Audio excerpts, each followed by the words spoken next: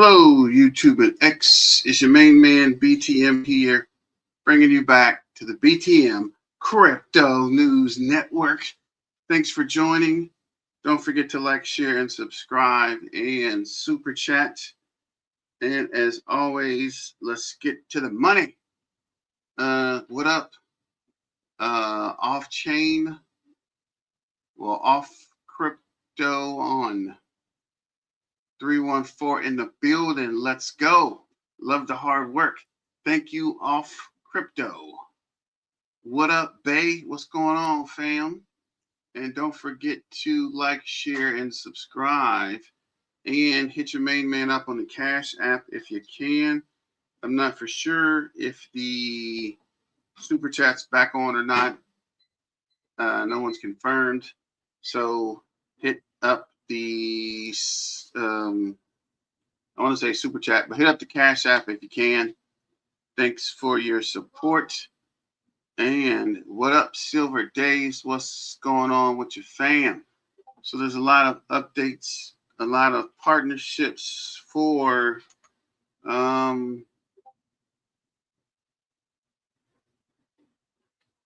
lot of updates for a Zebec. Just trying to pull up something real quick. And I notice people are signing up for Caleb and Brown. Let me see here. Trying to find the Caleb and Brown page for some reason. Oh, okay. I see out here, Bay. So it is back on. Appreciate you, Bay. Just trying to keep the lights on here on the BTM Crypto News Network. Trying to find the Caleb. Okay, there we go. So there we are. Caleb and Brown's back. My mic went out earlier, but looks like we are live. What up, Bay? What up with the super chat? It's up. Thank you, Bay, for confirming. Appreciate those couple of dollars. Every dollar makes sense. Every penny goes back to the channel. So appreciate that, my guys. Thanks for joining. So let's get to it. This is the sponsor. Thanks, Caleb and Brown, for sponsoring the channel. This is Caleb and Brown. Caleb and Brown is the sponsor for the BTM Crypto News Network. And I was checking, and you guys are signing up. I think that's a good idea. Caleb and Brown does 24/7 support. You will get an actual person, not an automated system, not a dialer, but a person will pick up and help you along your crypto journey. And you will also get a broker. I was saying earlier, I do joke around with my broker a lot, and my broker does give me a lot of information, a lot of inside news. So when you sign up, you can use my description and use my code. I think you get a discount on your sign up, and you do get help in your crypto journey. Caleb and Brown does self-custody the crypto, so that's good as well. If you're new to the crypto arena, you don't have to worry about keys or passwords or seed phrases. They'll hold the crypto for you, and it's better than exchange, because if the exchange goes down, you lose it. But with Caleb and Brown, you will be able to send it back to exchange if you wanted to cash out. So it's a good also. So it's pretty good and safe for you to use. So shout out to Caleb and Brown. And I was telling people earlier when the mic was out that this is a marathon, not a sprint, right? It takes time to get money. So just be patient. Every time you get on, you're not actually going to make money, but it's a long-term process. And somebody was comparing it to Bitcoin. It took Bitcoin almost 10 years to get to where it is. So it's not an overnight thing. If you're looking for an overnight investment, this isn't it. You might get lucky on a meme coin, but more than likely you won't. So definitely don't try to make money overnight. Again, this is a long-term investment, and you have to put the work in.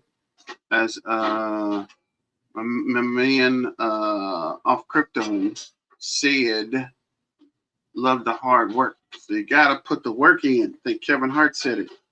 Everybody wants to get famous, but nobody wants to put the work in.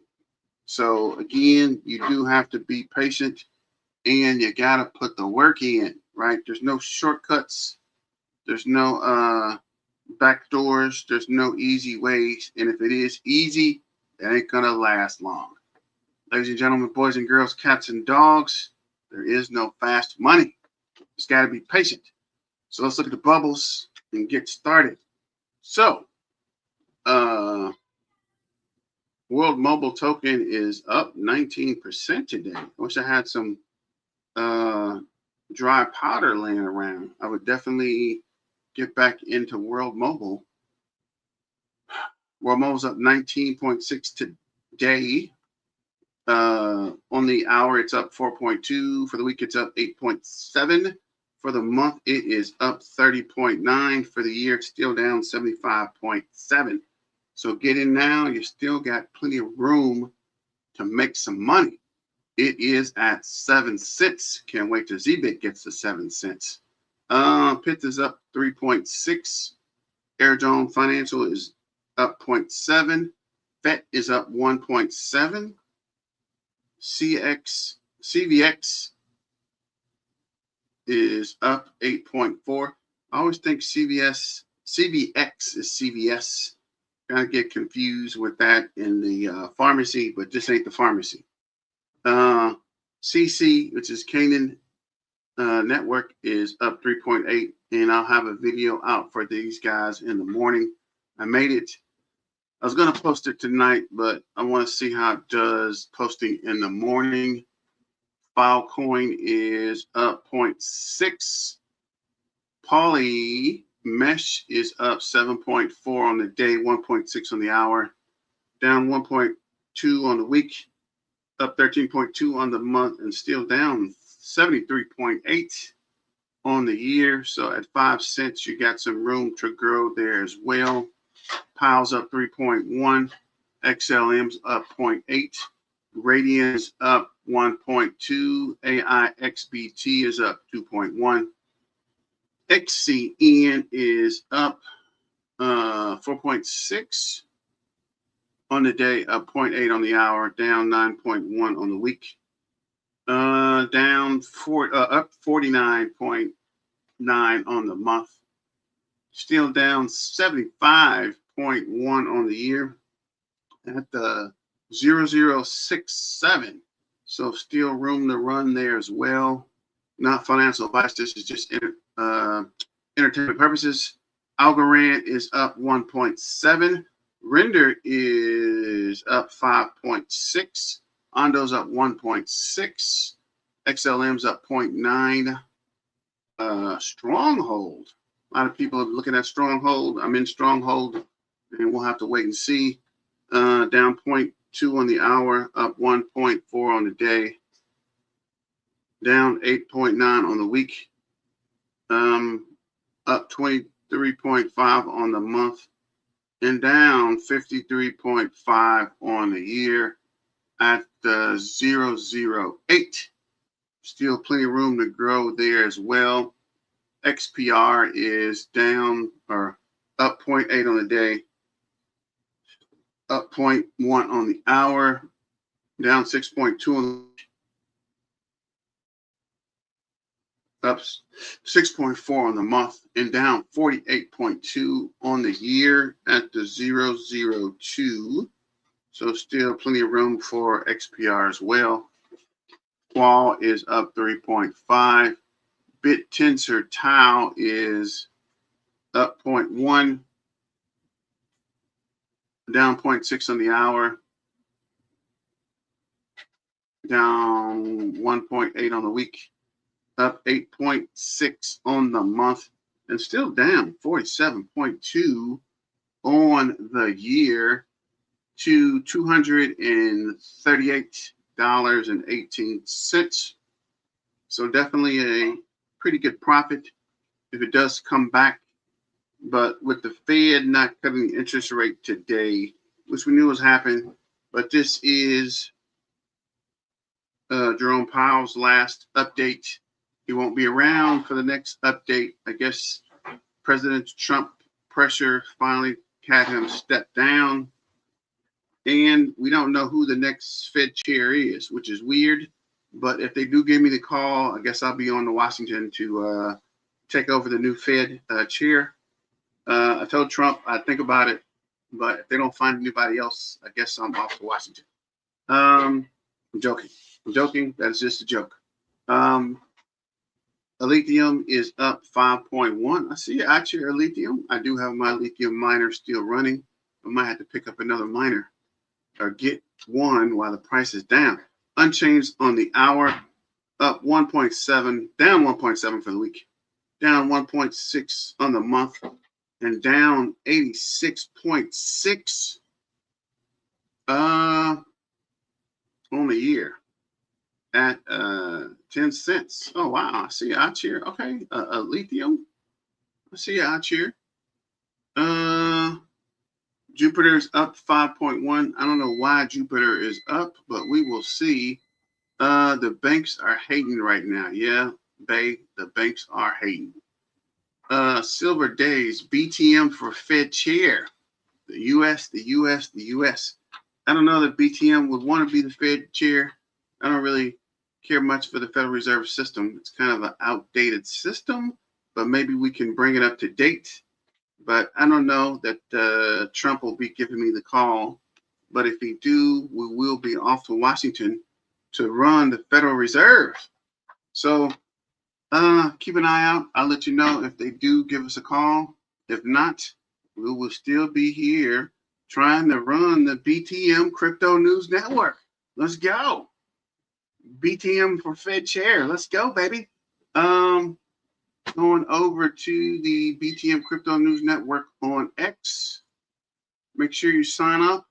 And this is actually my best post so far. With the Clarity Act being delayed till mid-May or mid-2026, and that is 8.1 thousand views. Appreciate you guys. Thanks for your support. And thanks for putting your main man on. I'm surprised. That's like the most views on any post I have. That's shocking. I didn't think it would even do that much. But yeah, that's actually the snippet from the article. And this is the Senate Banking Committee Chairman Tim Scott acknowledged the unresolved disagreements required more negotiation. The markup has 130 proposed amendments still on the table. 130. And I thought these guys would close this out by the end of January. So cancel Christmas, guys. That ain't happening no time soon. The bill isn't dead, but the framework for Ripple's regulatory clarity has stretched. Ripple CEO Brad Gensinghouse still calls the bill a massive step forward. Despite delays, best case scenario could be the Clarity Act passed by mid-2026. That ain't happening, folks. We're looking at probably the election potentially passed by the 2026 midterms. And at this point, I think it's probably going to be after the midterms, but we'll have to wait and see. But there's a lot of politics involved, and the bank does not want to give us the yields. We will not give up our yield. I don't care how long it takes, but we ain't giving up the yield. So the bank will have to come up with a better way to do this or a better solution. But giving up the yield ain't what's going down. So maybe 2026 fourth quarter or 2026 Christmas. But if they're trying to take the yields, Brad, stand up for your boy. Who is that? What's my man? Coinbase CEO Armstrong. Show us them strong arms, I guess, or keep them arms strong, Armstrong. Don't sell us out to the bank for no dang 2% yield or 3% yield. Give us 5% or 10%, maybe 8%. maybe 7%, but give us yield. Don't sell us out, guys. Wisdom Tree, shout out to Jetpack. Wisdom Tree expansion of tokenized funds to the Solana enables institution and retail investors to mint, trade, and self-custody regulated real-time assets, RWAs, like the money market and liquidity funds directly on the blockchain, marking a multi-chain push that enhances Solana's role in the TradFi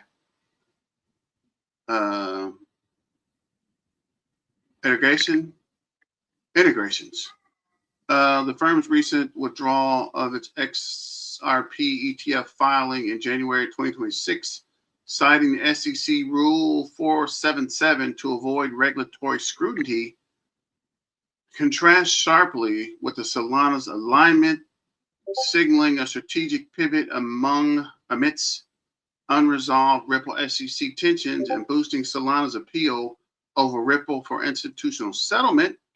Western Union's October 2025 selection of Solana for its USDPT stable launch, bypassing Ripple's despite the prior partnership, highlights Solana's efficiency for cross-border payments, potentially amplifying exposure to the Solana-based projects like a Zebec Network through payroll and treasury synergies.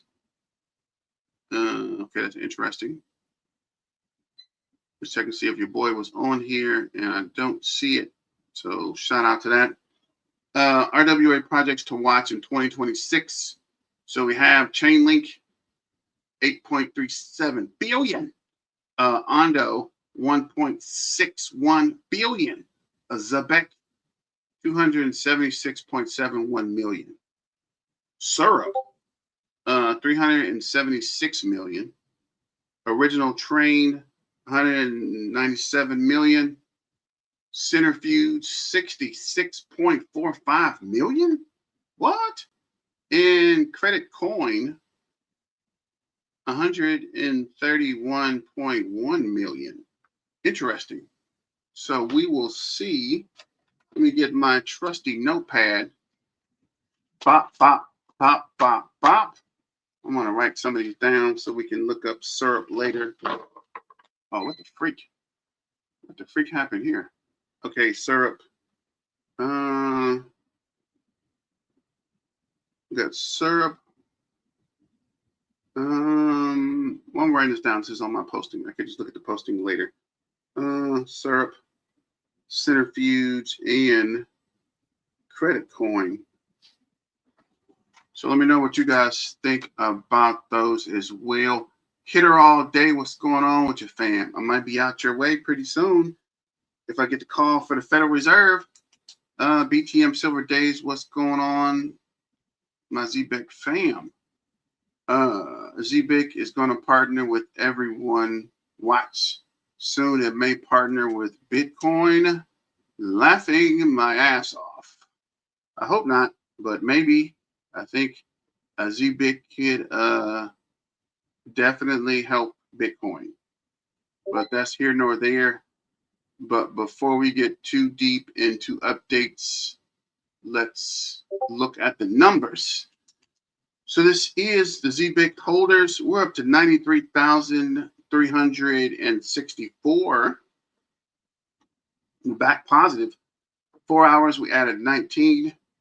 12 hours, we added 46. For the day, we added 75. 3 days, 304. For the week, we added 997. So almost 1,000 for the week. For 2 weeks, 2,171. If you like it, I love it. For the month, we're up 3,138. Let's go. This is the Zebec Network at the 0028, up 0.59 on the hour, up 0.28 on the day. For the week, we're down 4.79. For the month, we're up 17.46. Interesting. For the 90 days, which I think is a quarter, maybe. But for 3 months, we're down 22.22. And for the year, we're up 157.9. So for the overall crypto market, let's refresh this because I didn't refresh it earlier. So I want to make sure we got the right numbers. Oh, crypto market is down 0.06 to 3.02 trillion. For the CMC 20, we're $187.56, down 0.13. Fear and greed is at 37, which is fear. Ooh, altcoin season is 32. We done pushed hard.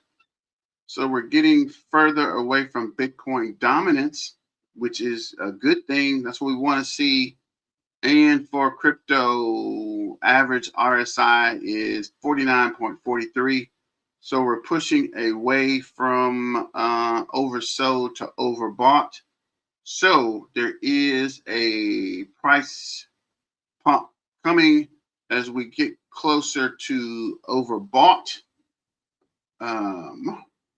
This is CoinMarketCap. CoinMarketCap is showing the 0028 up 0.3 on the day. Market cap is 275.3 mil won at up 0.3. I'll be glad to get back to 300 million market cap or 500 million market cap or closer to a billion market cap. This 275.3 million is okay, but we can do better. 24-hour volume is 9.08 million, down 3.27%. Why is there so many? Good thing. That's weird. So many windows open for X. Come back over to the chat for a second.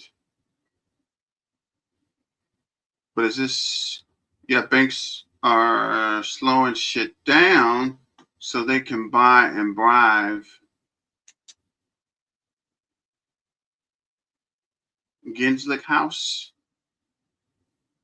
Hit her all day. Let's freaking go. Peter.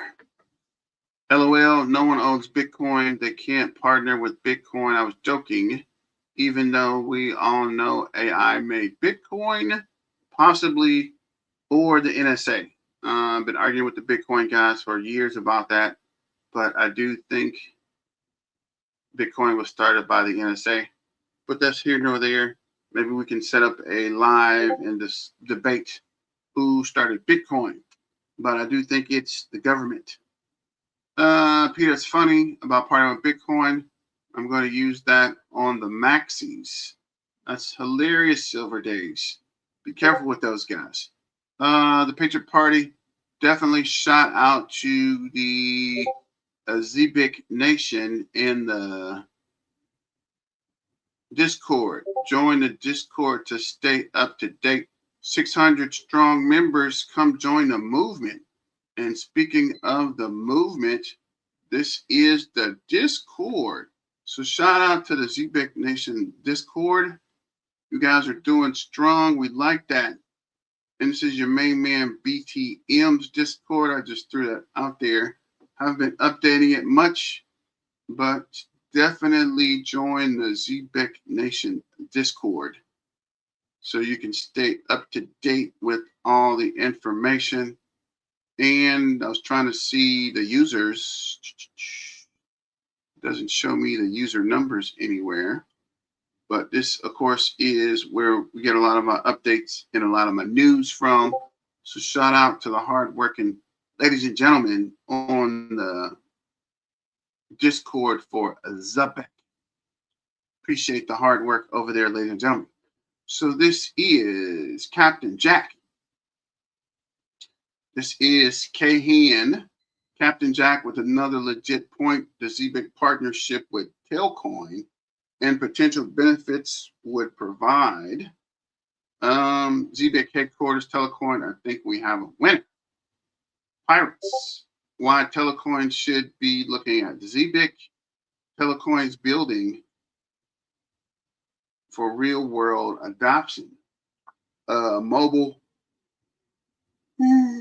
Sorry about that. Mobile first finance. Telecoin integration. Global money movement. And I actually just traded some of my Telecoin today. The mission. That mission aligns perfectly with what Zebec has already built. Yeah, Silver Days, the CIA, or the NSA are definitely the letter guys. Probably had a part in building Bitcoin. But I don't want those guys knocking at the door, so we'll leave that where it is. Zebec isn't a concept. It is PayFi infrastructure powered by real-time money flows.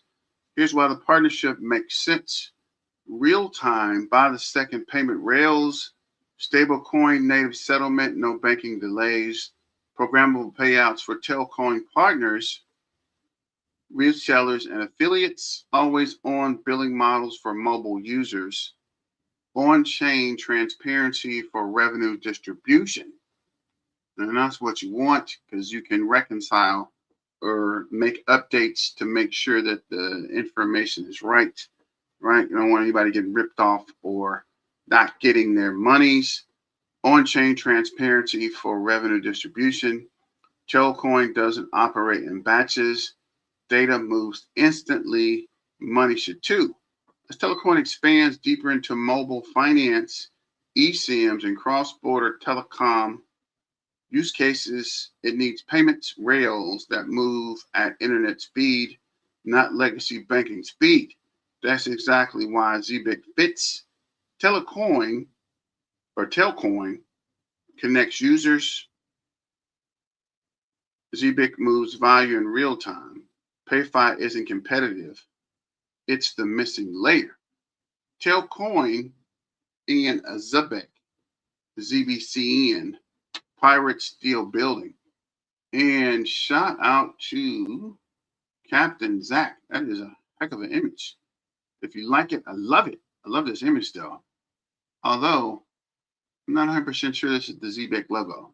But everything else is pretty cool. And I like the purple. And it's close enough. And I just realized it's like the towers in the back, the mobile cell towers. It's actually pretty detailed. How did you make this image, bro? Holla at your boy. Definitely could use some images. This is Captain Zach as well.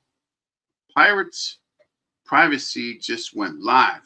The Zebec and Aleo HQ with USDC and Aleo mainnet. Real-time payments now come with confidentiality built in. Payroll settlements, IRL payments. This is PayFi infrastructure. I think I was mining Aleo. Yes, Aleo Circle. Kraken's coming soon. I might have to find my Aleo miner and turn that bad boy back on. It's exciting to partner with Aleo HQ with USDCX. We're now live on the Aleo mainnet. Privacy first. Sorry about that, guys. Long day. Institutionally ready. Stablecoin payments are here, from payroll to settlement to IRL. What the frick is IRL? Payments. For Zebec to unlock confidential, compliant, real-time payments for business and employees worldwide. Confidentiality is an option. It is infrastructure. And as we move back to privacy and privacy tokens, Aleo is there. Huge WS all around. I don't know what that means either. Definitely have to give that some research. This is Neo Nova. The Zebec is a payment infrastructure built on Solana, enabling real-time streaming payments. payroll multi-chain debit cards for Web3 finance. As of January 26, it leverages Solana's blockchain for operations with measured data reflecting Solana's performance. I guess this is excerpts is an emerging L1 optimized for RWL.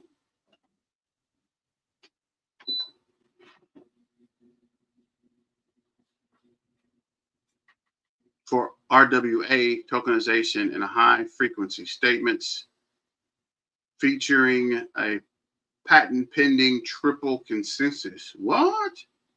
Started token on Solana and currently in testnet phase with mainnet planned for early 2026. So this coin's not even live yet. Zebec measured 1,500 TPS average on Solana suites, real-time payments with proven data or daily volume in millions, while excerpts testnet shows a stable 12K TPS. Shut the front door. Shut the front door. Anybody confirm this 12 TPS yet? On stress test indicating a higher direct throughput potential.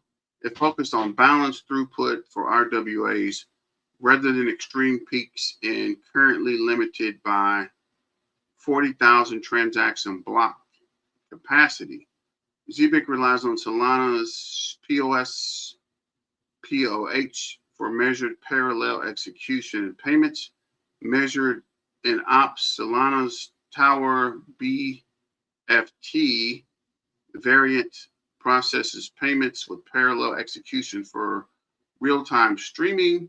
Downside to this is the dependency on the network, where potential congestion or downtime on Solana will make most on-chain payment streams and settlements unavailable or unreliable. Oh wow, somebody did a heck of a lot of analysis here.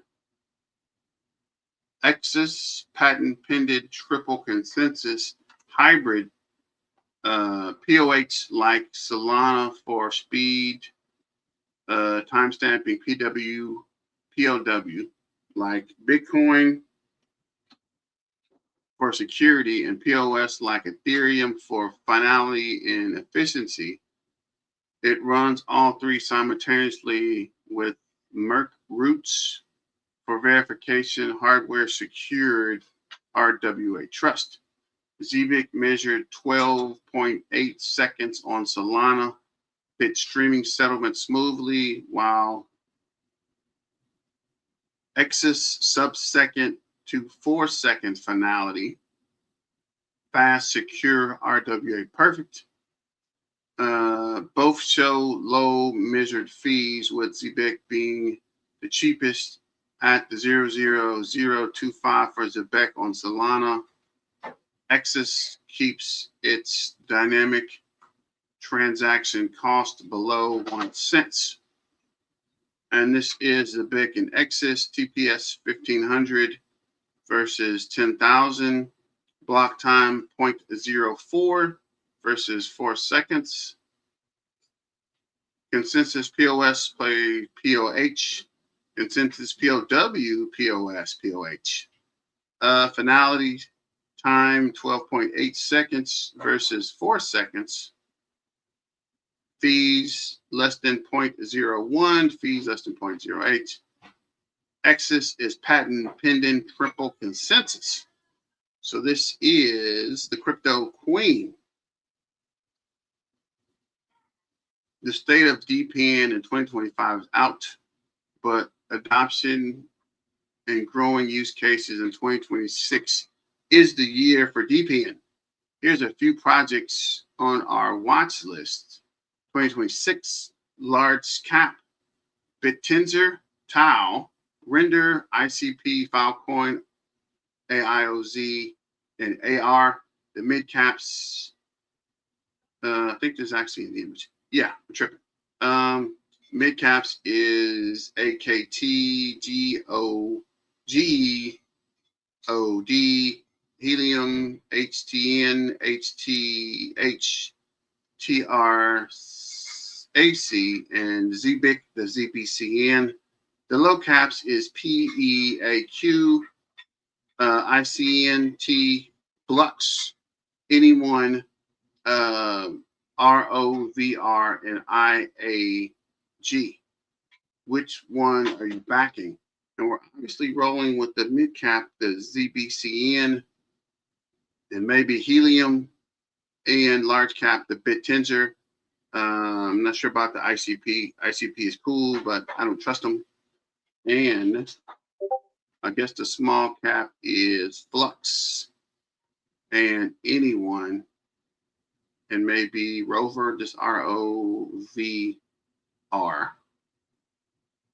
And state of DP and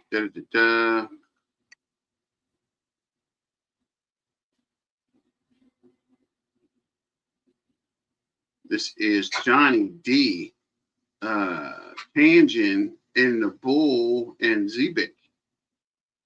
And this is Ready or Not Crypto. We're watching Zebec closely, and the doors opening next will shock everyone. So this is ZBCN. We're watching closely. So what are the doors that are opening next? We'll come back to that video. This is, of course, Captain Zach, ZBCN Pirates. What's in your wallet? And this, of course, is Privacy just leveled TF up.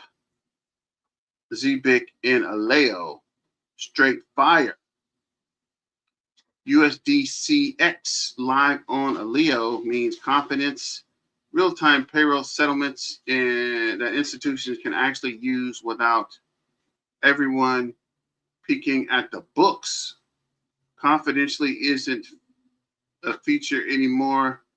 It's the whole damn foundation. PayFi is going stealth mode while staying compliant. This is how real-world adoption sneaks up on everybody. Zebec Pirates eating good in 2026. Who's selling with us? And of course, we're selling. Shout out to the Zebec Nation, baby. Let's go. And I did post a link. You can get this shirt on Etsy if you want to support the channel.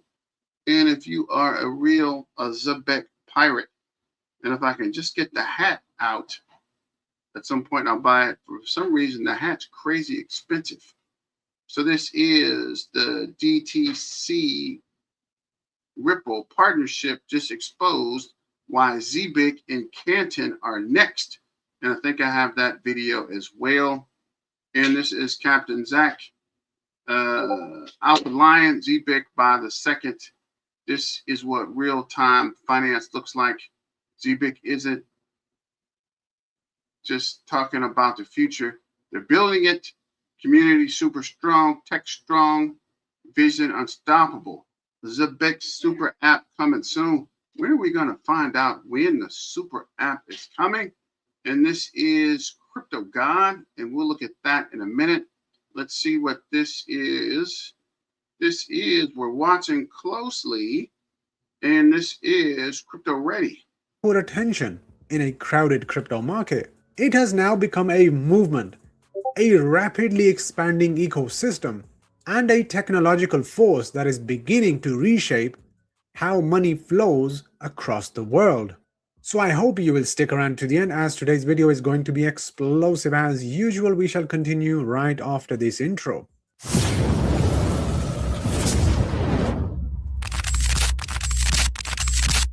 So we're going to start off by talking about the explosive growth in ZBCN holders. According to the latest update, ZBCN has surged past 93,000 wallets and is rapidly approaching the 100,000 milestone. This isn't a slow, gradual climb. It is a sharp acceleration from 90,000 just weeks ago. This is a sign that real users are entering the ecosystem at scale. And what makes this growth meaningful is that it isn't driven by hype or speculation. It's driven by real adoption. People aren't just buying ZBCN, they are actually using it, staking it, spending it, and integrating it into their financial routines. The community is expanding with conviction, and the momentum is undeniable. This growth in holders is more than just a metric. It represents the foundation of a network preparing for massive utility expansion. And as more users join, the demand for ZBCN increases across every part of the ecosystem. From payroll streaming to card usage to super app rewards, the holder count is a reflection of trust, and trust is the currency that fuels long-term growth. The surge in holders signals that ZBCN is entering a new phase of mainstream adoption. Moving on and talking about the upcoming Zebec Super App, a product that has the potential to redefine how consumers, employees, and businesses interact with money. This isn't just another crypto wallet, it's a multi chain mobile first financial hub that merges spending, earning, saving, investing, and payroll into one seamless experience. For everyday users, the Super App offers MasterCard powered debit and virtual cards, instant on and off ramps, and a frictionless embedded wallet that removes the complexity of seed phrases. It transforms crypto from a speculative asset into something that feels like real money, spendable, accessible, and integrated into daily life. For employees, the Super App unlocks real time payroll, allowing earnings to stream by the second. This eliminates the traditional waiting period between paychecks and gives workers immediate access to their income. And for employers, it provides a compliant global payroll system that already serves more than 250 enterprises and processes over $500 million annually. The Super App ties all of this together, creating a unified PayFi ecosystem where ZBCN becomes the fuel that powers rewards, discounts, fee reductions, and even buybacks. So as the Super App rolls out, it will drive user growth, increase transaction volume, and deepen ZBCN's role as the core asset of the PayFi economy. Moving on and talking about something a bit subtle but equally powerful, it comes from the growing recognition that major players, institutions, enterprises, and industry leaders are watching ZBCN closely. The connections to World Liberty and their USDC1 is absolutely explosive. This reflects a shift in perception, right? ZBCN is no longer operating in the shadows. Its progress, partnerships, and innovations are being noticed by the people who shape the future of digital finance. It is highly likely that conversations regarding World Liberty, USDC1, are most likely happening behind closed doors, but we can feel the anticipation building. This awareness is going to open doors that could transform ZBCN's price trajectory. As more institutions explore blockchain based payroll, real time settlement, and global payment rails, ZBCN becomes a natural partner. Its technology solves real problems, liquidity delays, cross border inefficiencies, compliance challenges, and it does it so well with a high level of scalability and reliability. This is exactly what the institutions require. And the most exciting part is that we are on the verge of major announcements, major integrations, and major expansions globally. The world is beginning to pay attention, and when institutional recognition meets real utility, the result is going to be exponential growth. And we have more concrete evidence. According to the latest insights, ZBCN is integrating with JP Morgan's Connexus to power B2B cross-border payments using Zebec's streaming infrastructure. This is not a small collaboration, by the way. It's a validation from one of the largest financial institutions in the world. ZBCN is also processing $52 million a month in card volume across more than 100 countries, demonstrating real-world usage at a global scale. And on top of that, the network is SOC 2 compliant and pursuing MiCA and FCA registrations, positioning itself for regulated institutional adoption. 2026 is already shaping up to be a defining year for ZBCN. The final token unlock in March marks the transition to a fully deflationary model. Aligning tokenomics with long-term value creation, the Super App launch introduces fee sharing, cashback, and tiered benefits for ZBCN holders. The institutional pivot, supported by new tokenomics and enterprise-ready infrastructure, positions ZBCN as the backbone of the PayFi economy. And these developments are not speculative. They are measurable, verifiable, and already in motion. ZBCN is very clearly building the rails for real-world payments, and the world is beginning to run on them. So when you connect everything we have talked about today, a very clear narrative emerges. ZBCN is experiencing explosive user growth, driven by real adoption rather than hype. The upcoming super app will unify the entire PayFi ecosystem, making ZBCN a central asset in everyday financial activity. Institutions and industry leaders are absolutely paying attention right now, opening doors that could lead to transformative partnerships and enterprise-grade integrations, including JP Morgan's Connexus, global card volume, and regulatory compliance, positions ZBCN as a serious contender in the future of digital payments. So please remember, ZBCN is not just another token. It is becoming the infrastructure layer for real-time money movement. It is building the tools, partnerships, and ecosystem required to power the next generation of global finance. The momentum is now here, the adoption is absolutely real, and the future of PayFi is being built right now, with ZBCN at the center of this transformation. So guys, thank you so much for watching today's video. If you enjoyed this video, guys, please ensure you hit that like button and please subscribe to the channel. I shall see you on the next video.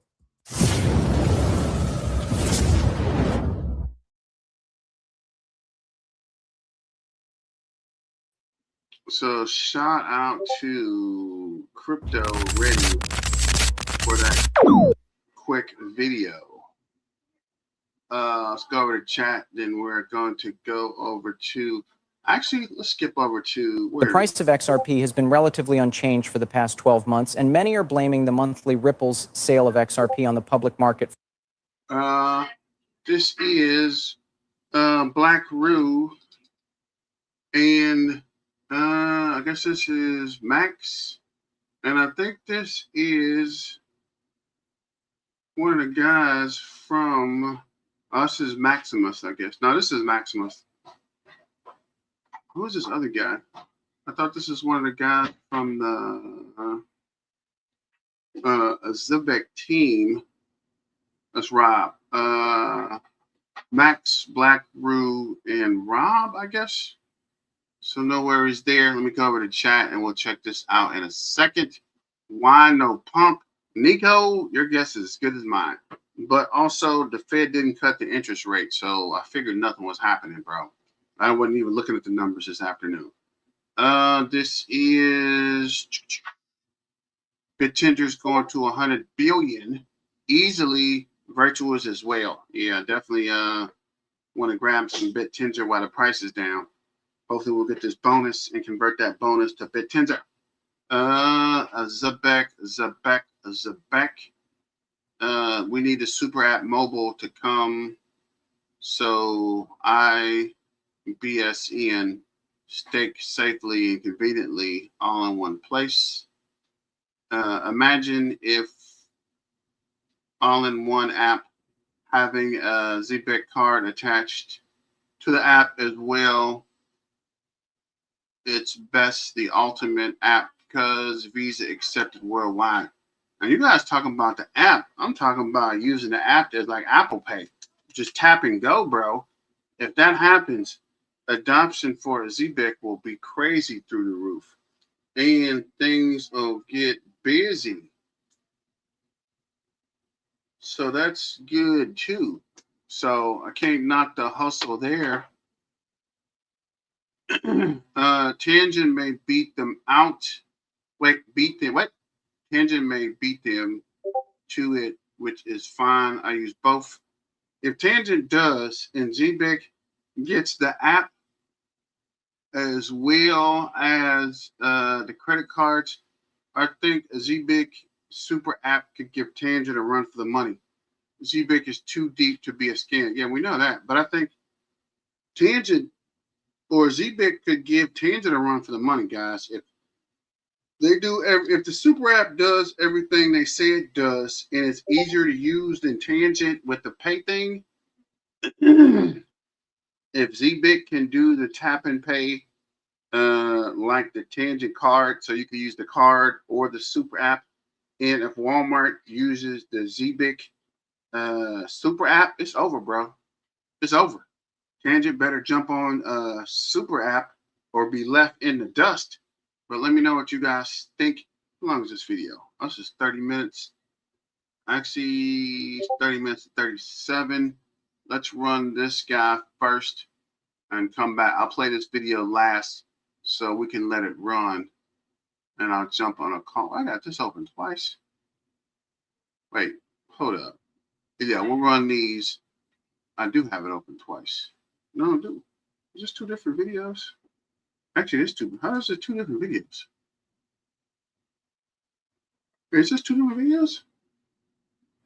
37 minutes. How is it? Oh, it's hosted on two. Okay, I'm tripping. Yeah, let's run Grow Rich and Grow Happy and come back to we'll do Black Rue at the end. Can you apply for a Zebec card here in the US? I applied. I don't know if you can actually get the physical card, but you can apply. But if the super app is attached, I think you could just use your app, right? But let's go to Grow Rich and Grow Happy.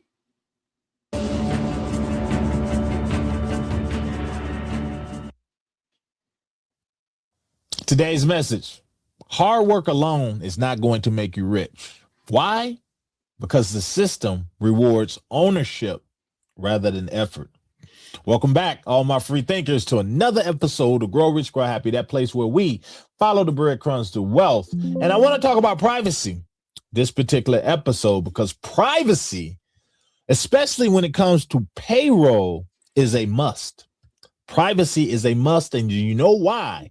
Because HR does not want a problem. They don't want a problem with one employee getting wind that another employee who just got hired maybe a week ago is making more than them doing the exact same job. For whatever reason, that's not important. The point is that this employee over here who's been with you 5 years just found out they're making a problem for an HR department and, you know, the owner of the company or the supervisor, which means it could be a bigger problem for someone like Zebec Network, especially if they're trying to infiltrate and change the way we do business when it comes to payroll and start streaming around the clock. They have to have that privacy issue tied up, which is also a reason that crypto has kind of been a problem in the past. You know, it used to be, well, I don't want you to know my business in crypto. And then you got the institutions who say, you know, privacy is one thing, but we need a way to at least, especially if you crypto people over there, if you want to get over here and play in the big leagues, we need a way where things can be a little bit private. It has to be private, but we still need a way where we can go in and we can audit things and see what we need to see at any given point. Well, this is why it's important to understand what you hold and what they plan on doing about that, because it wouldn't be enough for Zebec to just say we're going to dominate payroll, but they need to play by the rules as well. And this is why this episode is extremely important for you guys. Do me a favor, smash that like button, give me a sub, hit that bell notification so that you don't miss any of these videos. Get a lot of returning views. A lot of you guys come in, you come back, you come in, you come back like 80%. Do me a favor, subscribe to the channel, hit that bell notification. I appreciate you all, and I thank all of the new subscribers. Look down below. Get your cold storage wallet. Get you a 10% discount off of Tangent cold storage wallet so that you can pull your crypto off of these exchanges. Don't get so trustworthy that you think your crypto is safe on an exchange. Check out my stuff down below, all the other goodies that I have for you. So, guys, we're going to talk about yesterday's privacy and why privacy matters Zebec spaces that they had. Well, if I believe it was Houdini Swap was there, it was Dash was there, the Quai Network was there, and a few others. I believe it was a few others, but Simon Babakani was there. And at first, going into this, I said, okay, we're talking about privacy. I wonder how engaging, or not engaging, but how interesting is this going to be? And then while I was listening to it, I said, oh, I see now. Many of us out there hold a lot of ZBCN. A lot of you guys hold an absorbent amount of ZBCN. But have you really thought about what it's going to be like when you become rich off of ZBCN? Not financial advice. I'm just saying, this is my confidence in this asset. But have you thought that far? And I don't mean by thought about the extravagant purchases you're going to make. I mean, have you thought about the privacy aspect of it, of you becoming a target? You're going to have to move different. You're going to, like me, I'm going to go out looking like a hobo. I really am. I'm going to be looking like a bum on the street, because I'm never going to want anybody to say, oh, that guy over there, he has crypto riches. Why? Because I've seen what's been going on in Florida. There's been a rise in crypto crimes. There has been ski masks, people with masks and crazy things. They've been going up in people's houses and holding them under duress and making them hand over maybe their Tangent wallet, or making them hand over the seed phrases to their crypto wallets and transferring it into their accounts. Well, one would ask, well, how would they know this person has crypto riches? Well, you can go on things like Block Explorer and you can run it down, and if you know what you're doing and looking for, you can look at where people's money and is coming from. But more than that, you can get a kind of a snapshot on how much they may be worth, and that made them a target. So, of course, when it comes to payroll, and this is even bigger, these institutions who are going to adopt Zebec, they're going to want to make sure certain things can stay private. That's important. Zero knowledge proof. For those of you who don't know what zero knowledge proof is, I'm going to give you an example. When you go to something like a nightclub or a bar or something, they're going to ask you for what? Your identification. When you show your identification, one thing they want to observe, they want to look at your birth date. When were you born? How old are you? Are you 21 and over? So why do they need to know everything like your name, your street address, where you live, all of that? That makes you a target. What if there was a way that when you went to these clubs, you could show your ID, or not even your ID, you could prove that you're of age to get in this club without giving away any of that other information? Well, that is the hurdle that ZBCN needed to clear. And they've done that with the people that they had over on X. Now, that right there is the privacy issue. That's really what things were about. But crypto journalist Jay Razzo, he went down in the weeds even more, and what he abstracted gives you a full snapshot of that. And we're going to jump over and we're going to talk about that right quick. And always remember, while I'm talking about these things, relate it back to you and what you hold. You can't hold something of a company like Zebec Network and they say, yeah, we're going to dominate global payroll. Well, you want to be thinking about some of the things I said with privacy, with HR, the things that they guard with their lives. In order for Zebec to branch over into that, they need a way to do it. And they have that way, which, again, I'll give them a gold star for this, because this makes them even more valuable in my eyes, and why I continue to grab as much of this asset as I can. Okay, free thinkers, I'm over here now on Medium. Of course, I'm checking out Jay Razzo's article.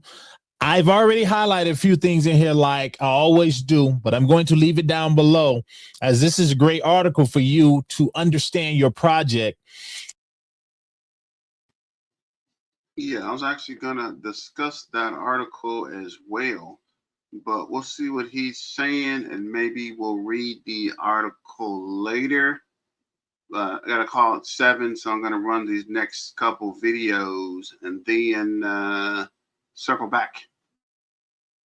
That you have invested in. You need to understand how Zebec is going to get from point A to global payroll domination. And this does a great job of tying up that privacy in. So I'll leave it down below as always with all the other places you can follow Jay Razzle as well. Show him some love. He's in these trenches, these crypto trenches, so you don't have to be. So as privacy isn't a feature anymore, it's the price of admission.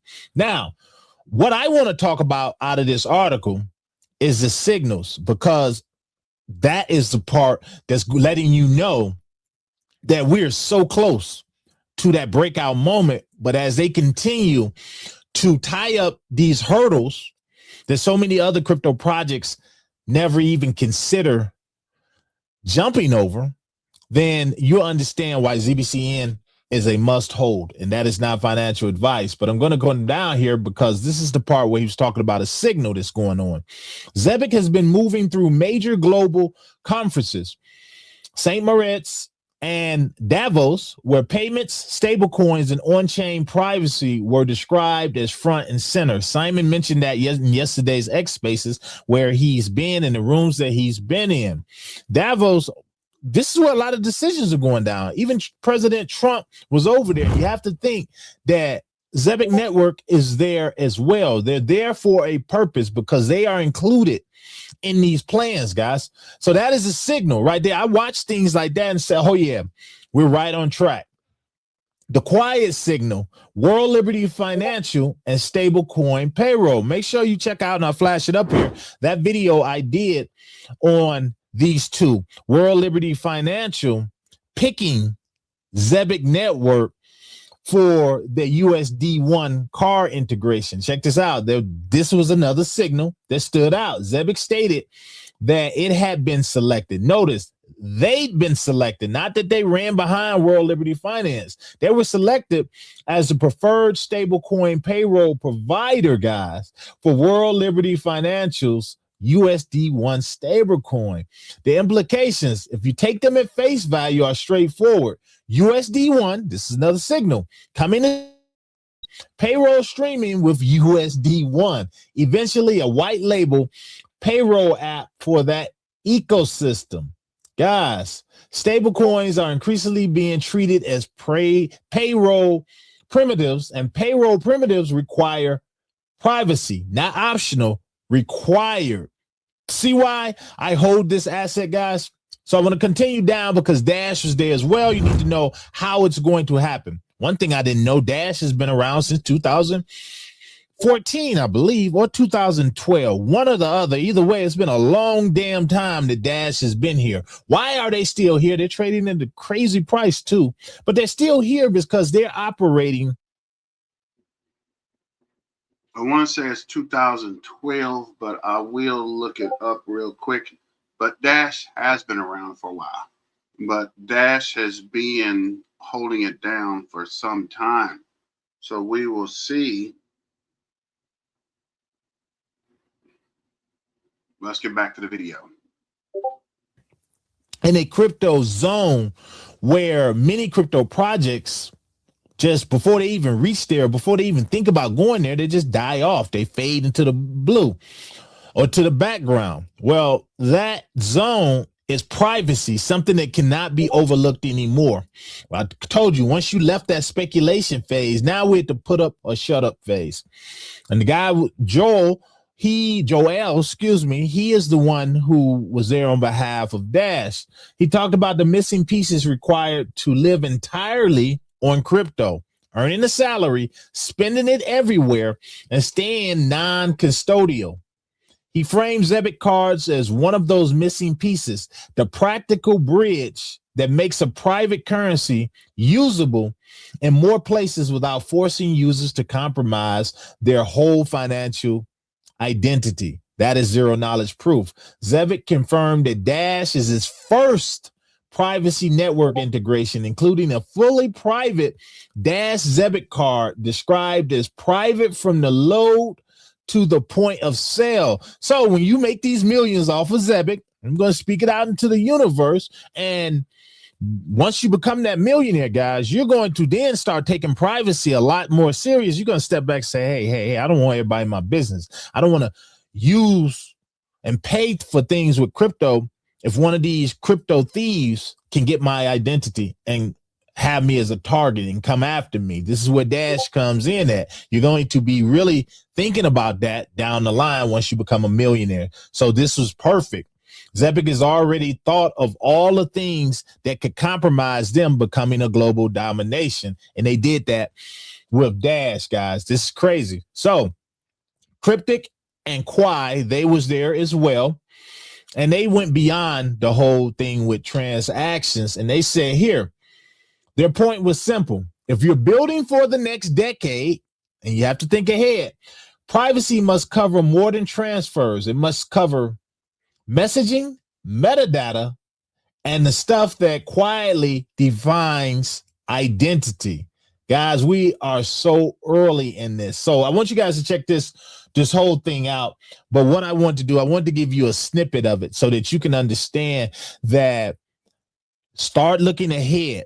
Don't become a millionaire and you didn't expect to become a millionaire, because one, you got to be able to see these signals. And I believe Jay Razzo did a great job of showing you the signals that are moving us to that next wealth transfer. So we understand that Zebec is the chosen one. They're that chosen token when it comes to global payroll. And we understand more so now why it's a necessity, but how they're going to get there. Don't be like me when I first got into crypto and I said, oh, I'm going to make all this money off of Shiba Inu. Yeah, why? Because everybody says they're going to do it. I wasn't wise enough, or I didn't have enough crypto education to think, okay, but how are they going to do it? What is their game plan? What is their map look like? How are they doing it? And are they making steady progress? These guys, Zebec, they got all of the things they needed to get for compliance within 1 year. That is a big deal. 1 year? It's unheard of. But look how fast they're moving now. Why? Because the higher ups see them as a necessity rather than an option. You guys let me know down below. What do you think? Are you still accumulating ZBCN at these crazy prices? And just for giggles, let me know how high you believe Zebec is going to reach in 2026. So shout out to Grow Rich and Grow Happy. So what do you think Zebec will get to? I'm thinking Zebec might hit 15-20 cents in 2026. Moving forward, this is Crypto Neptune, and Crypto Neptune actually shot me out. I don't know if it's in this video, but I know he did on X. So let's see what he has to say. And the video actually is playing. I'm tripping. Let me go back and start the video and be right back. Neptune and on for another Zebec Network video.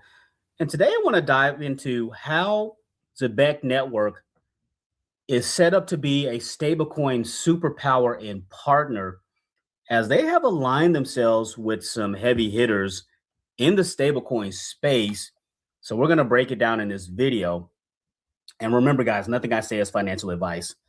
So Simon had an interview with Alex, and this is kind of an interview he had back on October 6th. But it talks about where stablecoins are headed into the future. So this is kind of an important clip. So let's go ahead and roll this clip with Alex speaking on it. Stablecoin. We are, of course, a U.S. company. How do you see the differences in stablecoin adoption between the two markets, and how do you see that changing? I think that naturally Genius Act was doing a lot. It was pushing a lot, mainly because it puts the whole stablecoin and crypto out of this, let's say, shadow area from the US of the last, let's say, couple of years. I mean, the big benefit, as I said, is for global corporations. And global corporations, they don't stop at the US border or European border or wherever. Yeah, so you need a service that spans cross-border. And I think the push from Genius Act pushed also Europe to accept more stablecoins, and let's say slightly going away from CBDCs only. Same for China. And offerings like Zebec, they come over, and they're actually for global corporations, they're a perfect answer to have a global workforce. Yeah, so that is a great point there. And what Alex is alluding to with the Genius Act, there's essentially more accepting of stablecoins. And by having more accepting of stablecoins, that acceptance kind of bled into Europe with EURAU, with their stablecoin with all unity in Europe, but also has now bled into China. And we know China was totally against a lot of things crypto in general, but this kind of set the stage. And the biggest advantage is with global corporations, because it doesn't just stop at the border. With global corporations, they're going to need to be able to transact in multiple currencies. So you will see stablecoins in different currencies also. You know, we have the Euro stablecoin, we have obviously we have the USDC, we have USDC1, we have those stablecoins, but you'll see countries like China, you'll see Singapore, you'll see Canada, Mexican pesos type stablecoins, you name it. There's a big advantage there. And the thing too is now with stablecoins, there's no more gray area. With the Genius Act, we know what to expect and how to be compliant. But also, again, it's just more accepting, and stablecoins are not living in the shadow area anymore. And how does this impact Zebec Network being like a stablecoin superpower? You see the steps that they're going through by aligning with all these stablecoins is just going to make Zebec Network that much more powerful, because like I mentioned before, they have USDC, which is massive, and that's aligned with Circle. USD1, which is massive, and it is aligned with World Liberty Finance and that branding.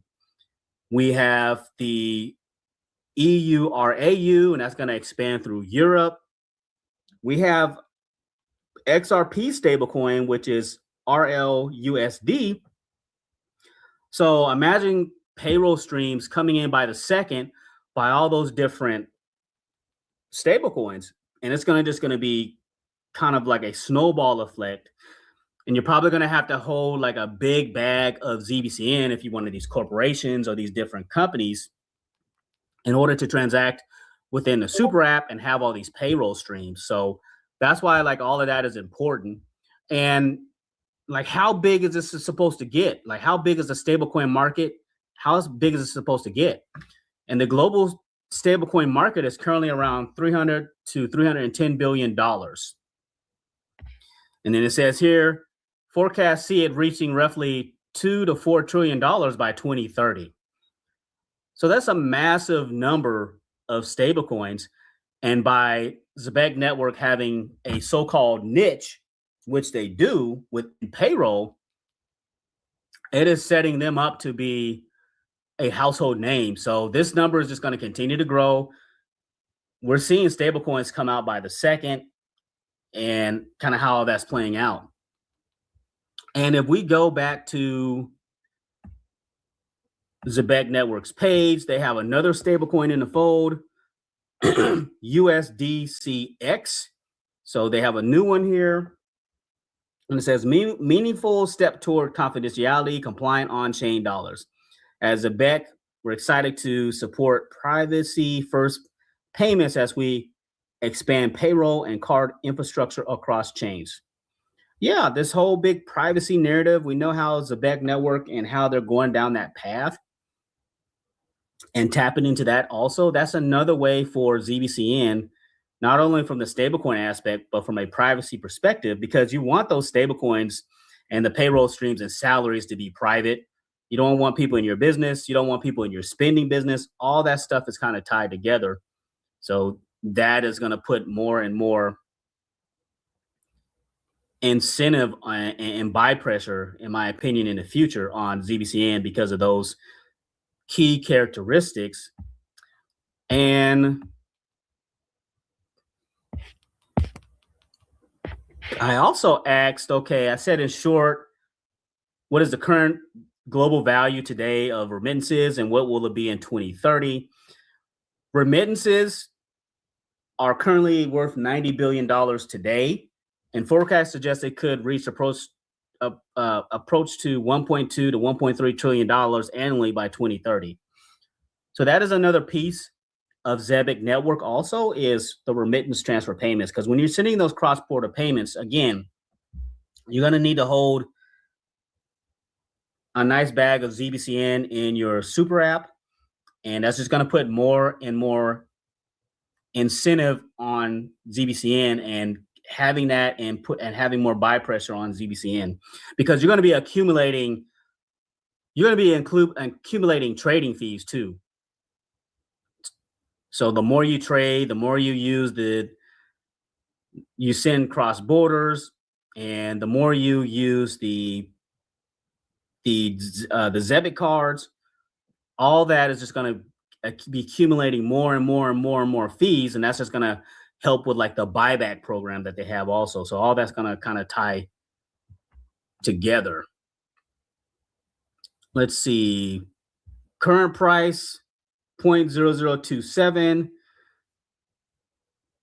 barely up, roughly up 0.75%, and 9.33 million in trading volume over the last 24 hours. So that's up. And if we look at the holders are 93,327. So that's the amount of holders that we have, and that's continuing to grow, marching towards 100K holders. Let's see. Let's look at over here on the right. Let's look at some of these comments from the community. ZBCN main points for today's spaces. Core theme: privacy is essential infrastructure for crypto in 2026, not optional or a trade-off. As adoption grows, regulations, surveillance, and on-chain tracking make confidential transactions critical for financial freedom. Yeah, so that's essentially it. Short and sweet. There's a privacy aspect to ZBCN. Could it, like on my last video, I talked about privacy pump. Could ZBCN potentially start to pump with these other privacy narratives? Is this kind of the way that the Zebec Network leadership team spins this and talks about how their product is set up? Because there is an aspect of privacy now with Ghostware, with Dash, with Houdini, with Crypto Tech. There is a privacy aspect now. You want your salaries and your day-to-day transactions private. So there's a privacy aspect of Zebec Network. And so I feel that it definitely should be included in the privacy narrative also, as well as a stablecoin superpower. Yeah, so that's some great points there. And then ZBCN is next. ZBCN is almost as if some people don't look at the BTC chart. How are you going to say ZBCN is a bad investment when the entire market is down? Yes, alts for the most part have struggled. There have been some exceptions to the rule. We've seen BNB, which is a major alt, break all-time highs. We've seen that. And we've seen these privacy coins pump massively because of the whole privacy narrative and people wanting the information private. So yeah, so there are some runners out there. However, as a whole from altcoins, when BTC pulls that back, it kind of pulls everything with it. And then this last quote here says, "It absolutely blows my mind that idiots come on here just to call ZBCN a scam. I got in at 0.0078, and I'd give anything to be buying at those prices again. I'm still up over 3x on it, and people are saying it has no real use case value."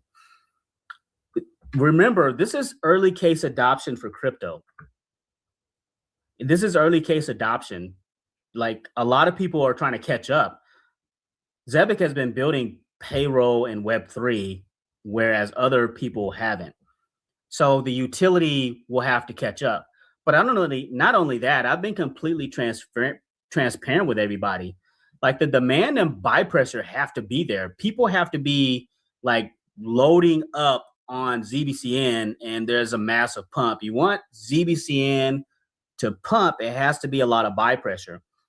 But the utility will kick in because Simon anticipates that the the buybacks from the Zebec cards is going to double this year in value because of the adoption of how many other communities they're bringing into the Zebec Network ecosystem. So you have to be patient with these things. This is not a wind moon type situation. It's just going to have that. It's going to have its moment. It's going to take that time and continue to build. So I hope you enjoyed this video as we kind of broke down how Zebec Network is set up to be a stablecoin superpower and partner, and how that's kind of looking going into the rest of 2026 and the future. Thank you for listening, and thanks for stopping by. This is the moment the managers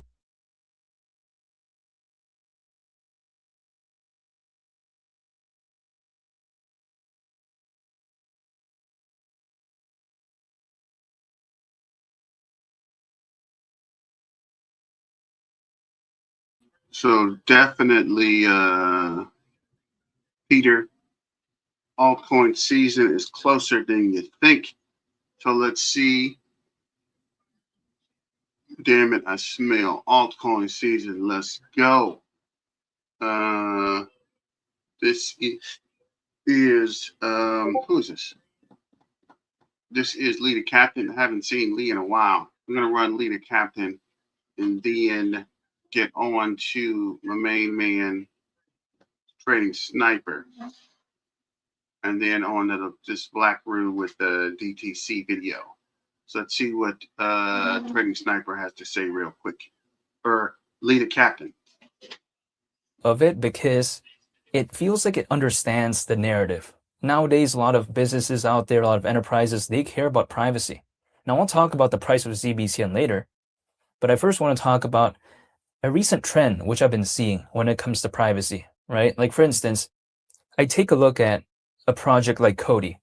Cody back then, arguably, maybe, it's kind of like focused on that sort of global trade and finance space, so to speak. But then eventually, they became a privacy-focused Ethereum layer 2. Again, there's a bunch of Ethereum layer 2s out there, but they became a privacy-focused Ethereum layer 2.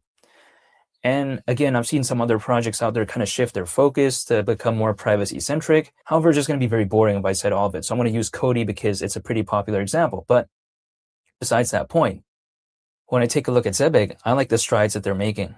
What I like about Zebec is that it has the diversity in my perspective, and that's what I like.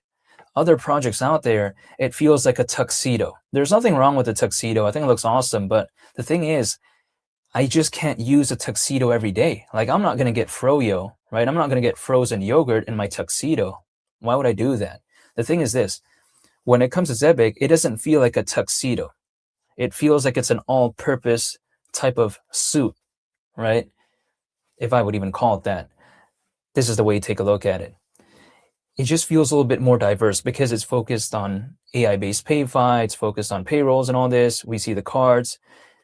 It's focused on RWAs. Again, there's a lot of focuses when it comes to Zebec. It's not like it's only just one thing and one thing only. Now, they're caring about privacy, feels like, at least showing more of an emphasis when it comes to that, and that's what I like. I like how they're a very diverse project because it seems like there's going to be more avenues to hypothetical sort of maybe attention when it comes to Zebec. I think solely because it's not only just focused on one thing. ZBCN, people like to tell me, well, it's still around 37 times lower than 10 cents. Yeah, that's the case as of right now. But you know what? If it's going to stay sideways like this for quite a while and just keep moving like slowly, maybe 5% up, 5% down, or whatever the case, and just kind of hovers around this range that we're seeing currently, I'm not going to necessarily complain because keep in mind, even though I'm not telling anyone to do anything, I am dollar cost averaging once a month. So if I can dollar cost average at times when it's kind of hovering around this range, I don't know if I'd be like upset with that. I'd actually be pretty, I think, enthusiastic because if a project that I'm a fan of and I can dollar cost average at a lower point, I'm not going to complain. It's like, for instance, if I like this t-shirt at normal price, in a different example, it doesn't have to do with anything regarding this. I'm just saying for my t-shirt only. If I like it at full price, I'll like it more at a discount. But this is for the t-shirt. But this is just sometimes the analogy that I have when it comes to my mind. However, when I take a look at Zebec as well, I think oftentimes people ignore that Solana hasn't really seen this big narrative yet for projects that are truly utility driven and have an aspect of Solana. Like, for instance, we saw moments of brilliance when it comes to Render. We saw moments of brilliance when it comes to Jupiter. Also on top of that, Pith to a certain extent, right? Also Zebec, maybe a little bit in 2025. But I haven't seen a moment like where those projects really became mainstream in the grand scheme of things. Because I feel like I saw memes when it comes to Solana really became mainstream, or should I say really become mainstream, but I haven't seen that moment. So what happens if, let's say there's hypothetically an altcoin season and the attention shifts, maybe the narrative shifts to projects that have actual utility, but then have an aspect of Solana? What happens if that is hypothetically the case? The thing is this, there's just simply not that many famous ones to go around to begin with. So just by default, Zebec at that point would be one of the few that is even barely recognizable, right? Zebec's not that popular, by the way, but at least in terms of that category, in terms of a project that is utility driven but has an aspect of Solana and also kind of a little bit recognizable, Zebec's just one of the few in my perspective. Like, I don't think there's so many that I can think of in terms of that. It just hypothetically maybe doesn't really exist in my mind. So I do like that, because sometimes during an altcoin season, a narrative could shift randomly. A narrative could randomly happen. That's the thing. So when it comes to Zebec, who knows if that could ever become a narrative when it comes to utility-driven projects that have an aspect of Solana? We'll wait and see, because I haven't seen that yet. But if that hypothetically does happen, you know, I think Zebec right there is just putting itself in this sort of hypothetical place where if the wave were to come, it can maybe kind of surf along with the ride, I guess. But we'll wait and see. However, my mindset is as well that, okay, I'm totally aware that Zebec is never going to become more popular than like Stellar or XDC, but it really doesn't need to, in my perspective. Like, hypothetically, at 10 cents, the market cap at that point, considering current circulating supply, would be around 9.7 billion. Like, a project does not need to be groundbreaking, right? It doesn't need to be revolutionary or anything like that in the grand scheme of things. I mean, I've seen projects with a lot less do hypothetically a lot more in terms of market cap. Like, that is not such a outlandish thing that no one has ever seen, because it's actually happened a lot, actually, throughout the history of this space. But I'm just saying, when it comes to something like, in the case of Zebec, sometimes a lot of my friends out there like to say that, oh, if it doesn't become bigger than Stellar, it's a failure. But I hypothetically disagree with that, because beating Stellar, that's pretty intense. That's really difficult in my perspective. I don't think Zebec could do that, by the way. I just don't see it, but it doesn't need to, right? It's like, for instance, do I need to become the next Jeff Bezos? Absolutely not. Like, that's very intense, very difficult. Like, I don't have to become the next Jeff Bezos. Why? It's like, for instance, there's a lot of people driving Ferraris, right? Do they have to be Jeff Bezos to do that? I hypothetically maybe don't think so. But this is my perspective. However, when I take a look at it as well, when it comes to Zebec, I'm just waiting. That's really about it, but I'm just waiting. That's pretty much about it. But I want to say thank you for watching. I hope you all have a very nice day. It's been Lee the Captain, and I'll see y'all on the next video. I'm out. Peace. Bye. Could a kill switch for crypto be in the cards today? We'll break it down for you guys. There is a lot happening today that is impacting the markets. I do want to thank our sponsor today, and that is Tangem. Hit that Get Tangem right there. You'll be able to get 20 bucks in Bitcoin back. What I want you to do, though, is go over to the family pack. So that's going to give you 2 different wallets for a great discount using our code. It's going to stack that for you. Check it out. If you're not in self-custody,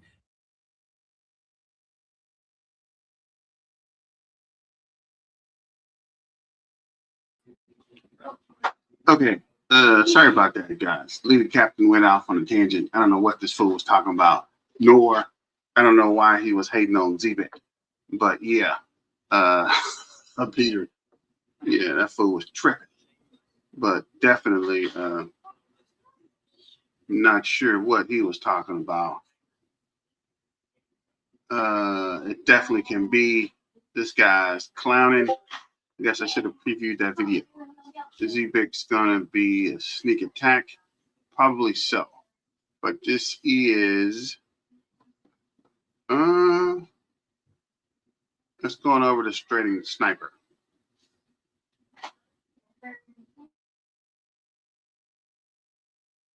Are stabilizing a little bit.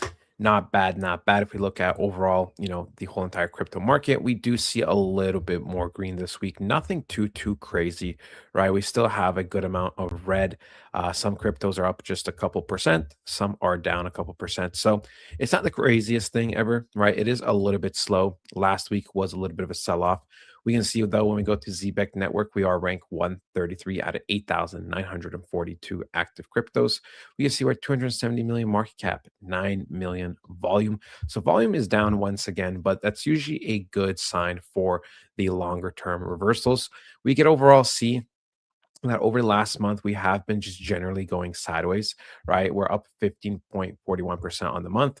But overall, you know, nothing has happened too crazy. Yeah, there was a time where, you know, probably for like a week to max 2 weeks, we were up a little bit higher. But generally speaking, this has been overall, you know, majority sideways movement. So not bad, not bad. But that doesn't mean we are building the foundation. We are preparing to be blasting off sooner than later. We can see that when we go and look at the holders, we are at 93,345 holders. So we are just skyrocketing. I remember it just feels like the other day that we were at 90,000 holders, and now we are at 93 and almost at 93,500, right? So would not be surprised if by the end of the week we're going to be at 94,000, and I would not be surprised if, you know, by the end of February we're going to be close to 97 or 98,000, and by March, if we continue to go at this rate, we are at 100,000. Of course, if the markets speed up, I expect this goal of 100,000 holders to get smashed sooner than later, right?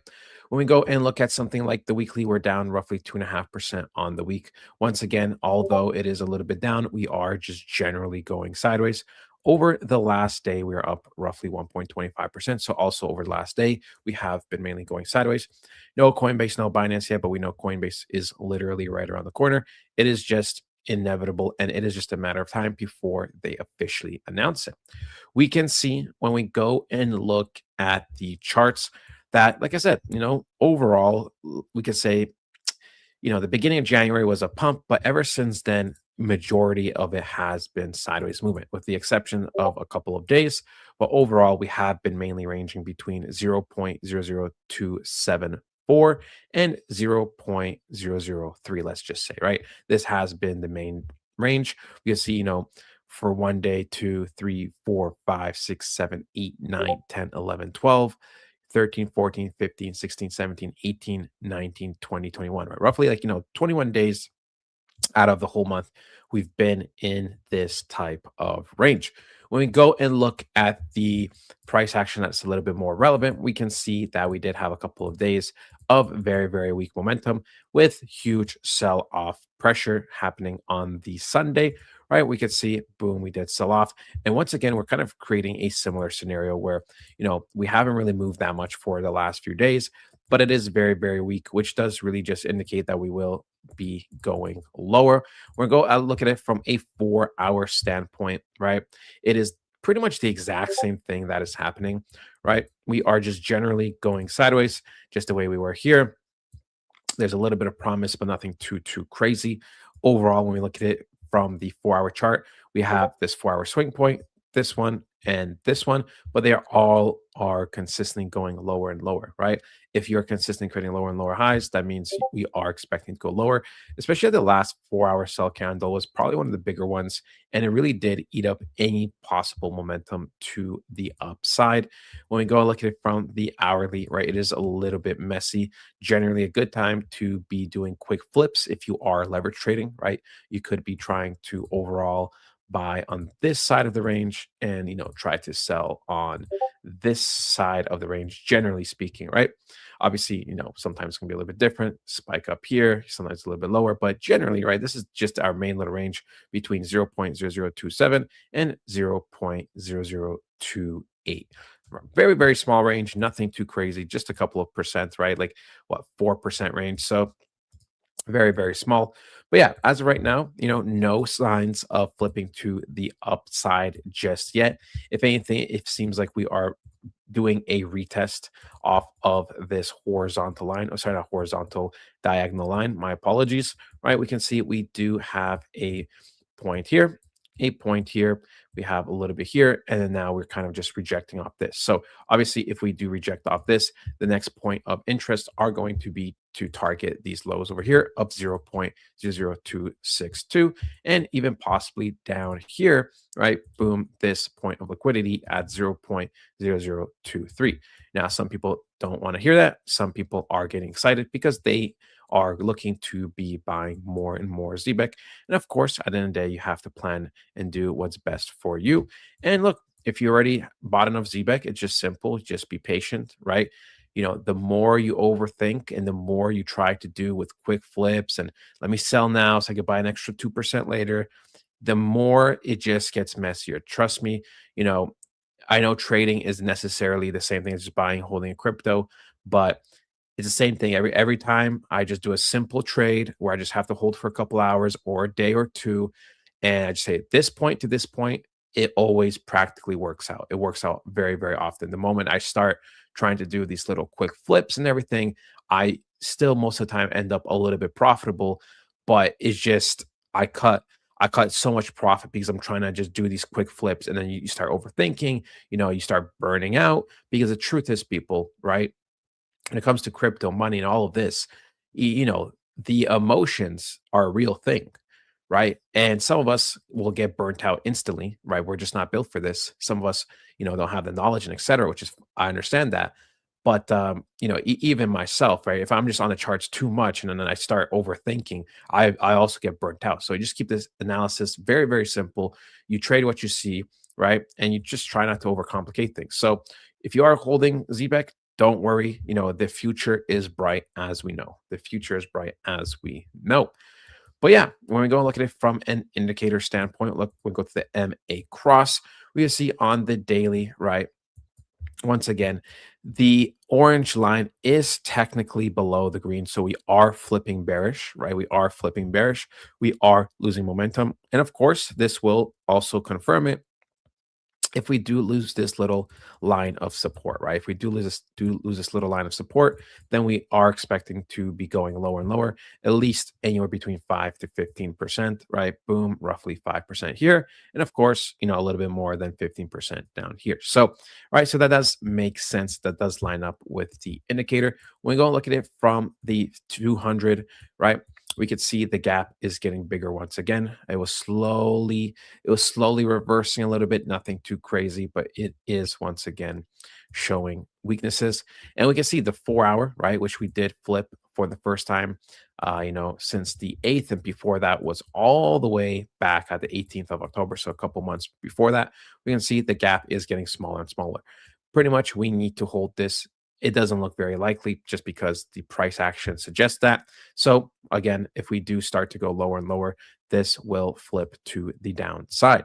When we go and look at it from the RSI, right, we can see the daily, right? The daily down here, you are below the neutral zone by a decent amount. So you are getting into a very, very good, solid position, especially if you're looking at it from a long-term perspective. Speaking about long-term, right, Zebec is at a pretty neutral spot. To be fair, right? To be fair, something I did notice is that objectively speaking, right, Zebec is actually some of the best prime buying opportunities, even if we ignore the neutral zone, right? Because even if we just compare it to where Zebec's been previously, right, most of the time we have been above the neutral zone, right? And so, we are at a very, very good price. And you also will realize that, this zone down here, which is almost the exact same zone we're at, is totally different on a chart, because if we look at it, it's down here. If we look at it here, we're up here, right? Because obviously it's going to shift. Averages are going to shift. So this is objectively speaking a great time to be buying. Of course, if you are okay with a little bit of possible drawdown, and of course, if you are looking at the bigger picture. That is it though, ladies and gentlemen. Hope you guys enjoy, and I'll talk to you guys next time. Goodbye. I just bought one of. So shout out to the trading sniper. And like you guys are saying, let's freaking go. What up, Silver Days? Zebec for the win. Let's go. He wants to buy more. Peter, you might have been talking about the leader captain with his sorry behind. But let's squeeze one more video in before we go to the extended video. Let me see here. I think it is this guy. Yeah, let's squeeze Isaac in real quick. You would notice the MACD indicator on the 4-hour time frame for ZBCN has printed 4 bullish MACD histogram, and also the MACD line, which is the blue line, has crossed above the signal line, which is the orange color line. Also, is signaling a potential bullish reversal on the 4-hour time frame for ZBCN, for Zebec Network. If you're here to like this video, smash the like button, destroy the like button, subscribe if you haven't already. Now, if you're paying attention, Zebec Network as well has dropped back into this point of interest we talked about previously several days ago. And I think initially I was expecting ZBCN to break above the 0.0030 zone and flip that zone into a support for it to head to this next range high around 0.0032. But unfortunately, that didn't happen. We came close and then got a rejection from there, out straight up rejection from there to the downside, with a massive bearish 4-hour candle, and then closed below the 0.0028 territory, and then try to go back into that range, but unfortunately we couldn't. The bulls couldn't because the bears were in control. So we had 3 touches. We retested the 0.0028 zone 3 times, but we're unfortunately unable to go above it, to break past it. So we are now currently stuck in a range between 0.0027 and also 0.0028. So as long as we don't lose this range to the downside, I'm not expecting a 0.0025 anytime soon. Considering the MACD indicator has already flipped bullish, I'm expecting a bounce soon to the upside for ZBCN. Now, I think I won't be surprised this time around if ZBCN does go above this resistance around 0.0028, flip it into a support, and then eventually head into this previous area we got a rejection from. We are still likely to get a rejection from there, maybe back down before breaking past it, flipping it into a support. That is, if the bulls are strong enough, then this is the exact pattern the price of ZBCN is likely to move. But if the bulls are not strong, if the market sentiment, the entire cryptocurrency market sentiment is currently in a fear territory. Last week was worst, extreme fear, and 24.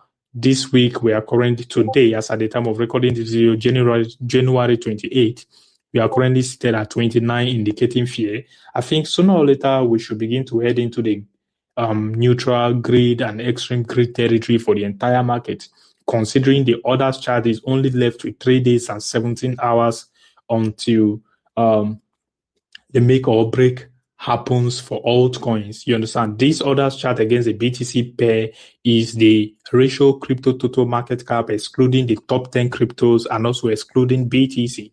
So, and if you're paying attention, we are still holding up where are above the multi-year support territory, which has been valid since 2018 to be precise, 2017 to be precise. So I don't see the orders chart against the BTC pair losing this support territory anytime soon.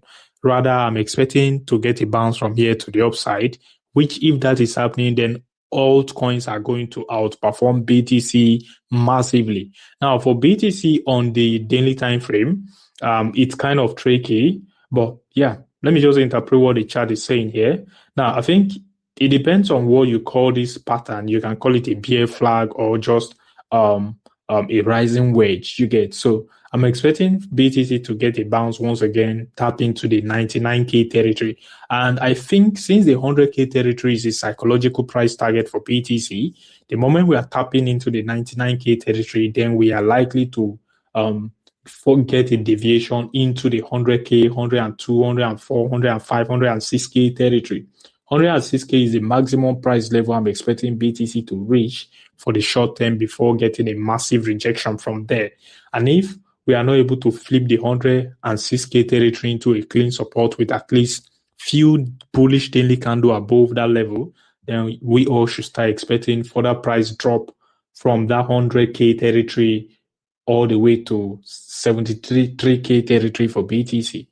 So fingers crossed, you all should get ready for the unexpected. Like seriously, 73K territory has a lot of liquidity there. So I won't be surprised if BTC tanked, you understand, overnight to that level. But first, I think we are likely to get a pump, get everybody excited into the 100K zone before getting a rejection from there. So if that is happening, then ZBCN is going to get a bounce as well alongside BTC and eventually get rejected alongside BTC. Not just ZBCN, but the entire altcoin market as well. So yeah, that's that for that. I'm expecting a bounce for the short term to the upside for ZBCN coin. Fingers crossed. Let's see how it goes. As always, like this video if you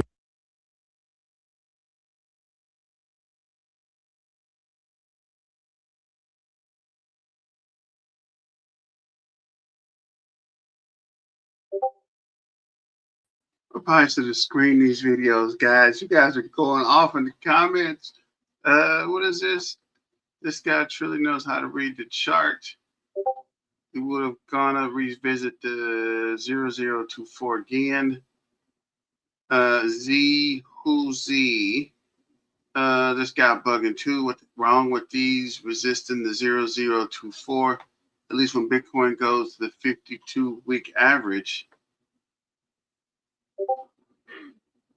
it may go lower than spike from those prices. Weak hands are still looking to sell. They're looking to sell because they hover here too long. These cats are stupid. Human emotions run these markets, and humans are impatient. And you're right. Guys are going crazy. And when it drops, they're going to get crazy as well. But guys, this is a longer video. So I don't know which one. We'll do the Black Ruin. This might be a better video. So this is the DCC Ripple partnership. Just exposed why Zebec and Canon are next. This is about a 30-minute video. So get your popcorn ready and get comfortable, and let's ride out. Panel discussion here in person. First, we're going to start off with our brother in space, Smoke. You guys know who he is. You should. He's a great researcher. He can be followed over at SMQKEDQG. What do we have in regard to this? Well, Smoke points out recently, he says, as of recent 2025, SBI did confirm its use of R3 quarter with XRP. Shout out to Jesse of Apex Crypto Consulting, because on his collaboration that was on the Paul Barron network, again, nothing against Shake. Shake pointed out, you're wrong about the whole thing of XRP and R3. Well, boom, let's show you guys some material here. And I think it's important to share because guess what? It's not just R3 with XDC, okay? So we see here, straight from SBI Holdings, and more importantly, as we blow this up, we're gonna see some other key things here about the orchestration of how all this works. And more importantly, check it out, you guys, this is good stuff. We see digitalization of all information through digital space ecosystems and diffusion through digital channels, addition to analog channels. Now, ironically, it's kind of like, we will include some Jasmine in here. Here's why. Because on the orchestration, you even see crypto asset exchange strengths in identifying and listing new coins. So even Bitcoin, we know about Jasmine's connections to Bitcoin. I'll get some of Rob's take here in a bit, but lots of mentions, obviously, about SBI Japan, Ripple Asia, again, Japan Digital Space Economy Federation, and so many things that are here. But what about the highlights? Where are you going with this? Well, we're going to address that as well. And as we pull this up, we're going to show you why this is being highlighted. So shout out to Chat Nerd. He points out this right here. Let's pull this up. XRP, interesting indeed. The DTCC partnered with R3's Corda for tokenized assets and settlement, and Ripple's deeply intertwined. The XRP ledger powers core DApp rails with future plans for net settlement and RTGS on Corda, overlapping and cross-border efficiency. Now look what it says here. In the next phase of development, whenever that may be, the settler, so think again of the XTC R3 Corda bridge, it's more to it than just that. The settler will support domestic deferred net settlement, real-time gross settlement payments. According to R3, when a payment obligation arises on Corda during the course of business, one party now has the option to request settlement using XRP. And how long ago was this published? January 23rd. There's a little bit more about this, and we'll kick it over to some of our panel. The other party can be notified that settlement in XRP has been requested and that they must instruct a payment to the required address before the specified deadline. Once an Oracle service validates the payment has been made, both parties can treat the obligation as settled. So again, my thing is this. R3 is one of the biggest ones out there. We have researched this for a while, Rue, and my thing is so much speculation in the past of people saying, no, it's just going to be XTC. And don't get me wrong, I'm bullish as all you know what on XTC. It's been the settlement token for R3. But as we see here, I think some of the materials, some of the collaborations, whether it was shout out to our brother in space, Jesse of Apex Crypto Insights, he did share, you know what? They, as an R3, didn't get a bunch of XRP for nothing. You think Ripple just gave that to him for nothing? And now we've seen the documents. This. So again, I want to get some of your thoughts on it because I know you've been covering this as well in the past. Yeah, it's definitely true. Like that's been since I think 2001 that our XDC has been the settlement coin for R3. And we know they do need a little XRP to make that work. Well, not 2001, 2021. But yeah. 2020, yeah. So yeah, I mean, it's just true. Who's debating this? Who's doubting this? There's some people that are. And when we go to actual documents, we see otherwise. Now, before we kick it over to the future on some of this stuff, I want to point out some other key documents that we have. I think it's a big deal because you do see so much about SBI. So we're going to pull up this visual again. We get Rob's 2 cents on this. So let's pull this up. We see here specifically, again, this whole thing of like even Bitcoin. And again, Rob, I mean, you just went over to Japan and we know about Genki Oda. We know about the key connection to Jasmine. We've seen obviously Genki Oda and I believe, not Ando-san, but Sato-san sitting at the table. Our brother in the space, Jesse, the other Jesse at KIR Finance has talked about this. So again, you see right here, let's just highlight this for a bit. The orchestration of SBI, obviously R3, and you see here specifically speaking, crypto asset exchange strengths in identifying and listing new coins. And we just talked about this in our deep dive, Rob. I know that, we're including a little bit of Jasmine in here, but can you blame us? We just showed everybody in our video from I think maybe 2 days ago, by the time you guys get this, about how Jasmine has meme pad. And again, back to this, crypto asset exchange strengths in identifying listing new coins. So now a platform that's going to do what? New meme coins. And defined by Japan, you guys, we saw that they are labeling even meme coins as commodities. Want to get some of your thoughts even on that? Yeah, and that speaks volumes because Japan is actually one of the hardest places on the planet to even have any kind of regulation whatsoever to get that classification to be able to operate. So that probably goes hand in hand with Jasmine and Junction being the only legally regulated crypto in Japan. You can argue that Bitcoin is, but that's just kind of by default. But I digress. Like I said earlier in our other videos, birds of a feather, SBI Holdings, Ripple, Jasmine. This case, Bitpoint, exactly, and more, and on and on and on, right? Definitely on and on and on. And let's get more back into this. Why we're pointing this out, because we do feel as though it is a huge deal. More from Smoke on this one. Let's pull this up as well. And what does he have? Well, he points out specifically here, here's a video demonstration confirming inherent XRP usage within R3's Corda platform. And like he says, this is just too easy. What is he referring to here? Well, as we blow this up, you're going to hear a person. So actually, let's just rewind this for a bit. And we do want to share this with you. All right, we're going to start right here. And if anything, this is 1 minute and 31 seconds. Here we go. So now we're all set to actually settle the obligation. So what I'm going to do now is copy paste this part.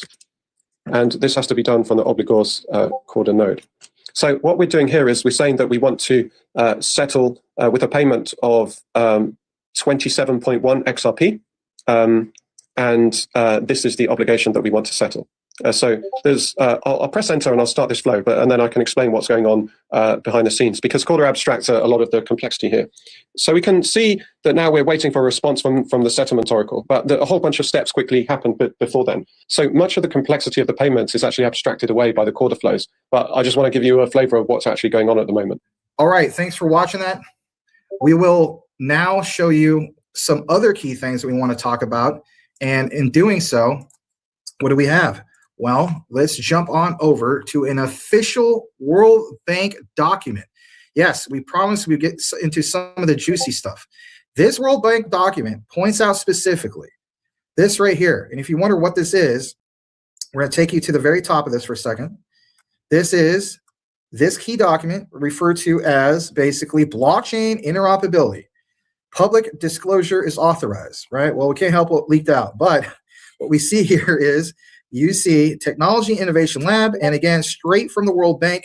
And again, you may wonder, like, I don't know about all this stuff, Max. Can you just break it down? That's what we are doing. First, we're going to start off with this statement that comes straight from page 27 of the 62-page document.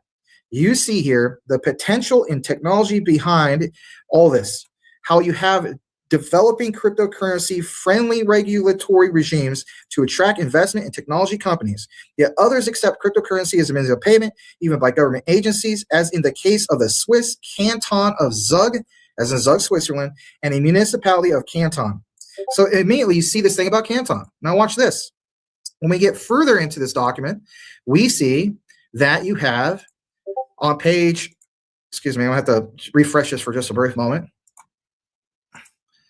You see specifically on this page right here, it mentions page 18 of 62. Why point this out? Do you find it interesting that the World Bank specifically mentions Ripple? How so? With blockchain becoming the internet of value. What is Ripple by definition? The internet of value. They're done building the internet of value. They're enabling the internet of value. Ensuring an integrity of value transfer across different blockchains has become a problem. Look what they said here. They need to consider blockchain network protocols. There's attempts to create interoperability among different blockchains in the middleware level. And do they mention some of the ones that we cover on a regular basis by name? They do. Blockchain agnostic smart contracts. For example, DAML. DAML's connected to Canton by Digital Asset Holdings, or Quant Networks multi-blockchain dApps. So again, these examples are absolutely profound. And the other area I want to get into is, again, cited from even other sources like the World Economic Forum. We know that the World Economic Forum just did the whole thing of what we saw on an annual basis from Davos. And there's another one I want to jump into real quick. We see here, as well as this document, back to R3, because we see here specifically in the XDC white paper, they point out as of 2020, XDC has bridged to R3's Corda enterprise blockchain. All right. Again, why point that out? Well, again, here's why.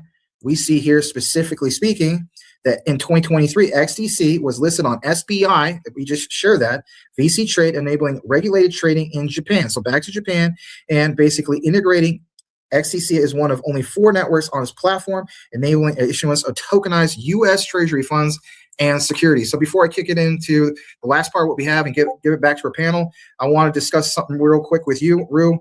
Clearly, you saw the documents. What does it mean to you, and what does it say when it comes to all these deep connections for specifically interoperability, the keys to Japan? Japan just recently came out with announcements that, whether they're labeled XRP or some others, but commodities, not securities, commodities. Your thoughts? Well, when we talk about tokenized treasuries, that's something specifically Canton says they do.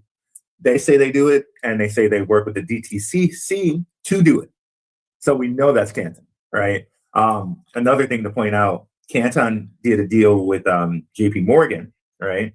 And we know that XDC is actually a fork of Quorum, which is JP Morgan property. So you can connect those two there with the JP Morgan connection. Absolutely.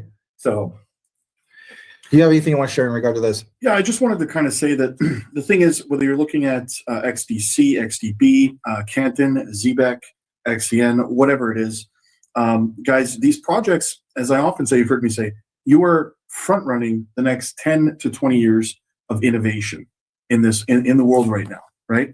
And I got to say that you're learning about this stuff over on YouTube, but a lot of it gets broken down very, very early in all three of our Patreon communities, right? We talk about these projects way before they see 3, 4, 5, 600% moves. And then all of a sudden, all of the large content creators are talking about them because they're trendy. But this is where the real deep dive research kind of comes from, guys. And to be able to get in early before they have that explosion. And then we start bringing this stuff to YouTube and providing it to you later. And these again are front running the next 10 to 20 years of innovation. There'll be household names, no doubt about it. I mean, there's even documents that say that, I know that, you know, people point out 2030, but 2035 is actually supposed to be the norm. There's actual documents. I think I showed it in a deep dive a few videos back on my channel. It literally says the norm. Are you really going to get into it in 2035? In my opinion, that'll be too late. Why do that? That's not how you create wealth. Again, not just my opinion, but I mean, that's not the right recipe. Right. A little bit more we're going to get into, and then we're definitely going to get two of these guys, these gentlemen's take on how we tie it into things big with Zebec. Let's jump into this as well. This is good. I hope you guys appreciate some of the actual real documents. The other area we're going to jump down into is highlighting this part because you guys are wondering, is it really true that XDC is for settlement? And the answer basically is yes. Under MiCA, according to page 6 of 48 of this XDC white paper, under MiCA, XDC is classified as a token in the other category. And like it says here, it functions as the settlement mechanism for decentralized applications built on the network. And how many times did you see citations of R3 with Corda? Again, understand that it's not just XDC. Now we have that example at the beginning of XRP. Jump into the next part of this and why it's a big deal to you. Back to the topic of DTCC. Myself and Rue have covered this numerous times. Why? Because DTCC is a major deal moving forward in this space. DTCC plus Ripple. What do we see here? Well, as we blow this up, Smoke points out this specifically from this clipping. Where did it come from? Let's zoom in and find out. We see here, specifically speaking, from the FinTech Times, this clipping. It says, in the findings, just as DTCC provides settlement for the United States equities, for example, blockchain-based settlement. Remember how we point out the examples of settlement? We see here networks such as Ripple, just says it, Roxy and Copper have the potential to provide near instant settlement for global fiat currencies and digital assets. That is major. Before we continue, want to get some of you guys' thoughts about this again, because now numerous documents are being shared where it shows plain as day something that the narrative doesn't like for the haters out there, saying XRP won't be used, but constant references, the World Bank, and also what you saw right there. Who wants to take it? Well, it always comes back down to maximalism, right? You got people, XRP and Ripple is a polarizing topic at the end of the day. So you're absolutely right. But what we have to do is we have to remember to pay attention to the facts and do the research because, again, here it is. The proof is in the pudding. Well, in that same document, they mention Quorum, they mention Stronghold, they mention Gamel with Canton, correct, and they also mention Corda. So it's clear that same World Bank document, it's clear that it's a multi-chain future. We had one of the heads of NASDAQ and Monica Long on stage at Ripple Swell a couple months ago. Mm-hmm. The person from What up, Al? What's going on, fam? Thanks for joining. Don't forget to like, share, and subscribe, and hit your main man up with a super chat. Hope you guys are enjoying this. We're going to keep pushing. NASDAQ, she mentions we're working with the DTCC. So clearly she's speaking with Monica Long. Monica probably clearly knows what's going on there. Oh, yeah. It's not a competition. Like, they're clearly in league together.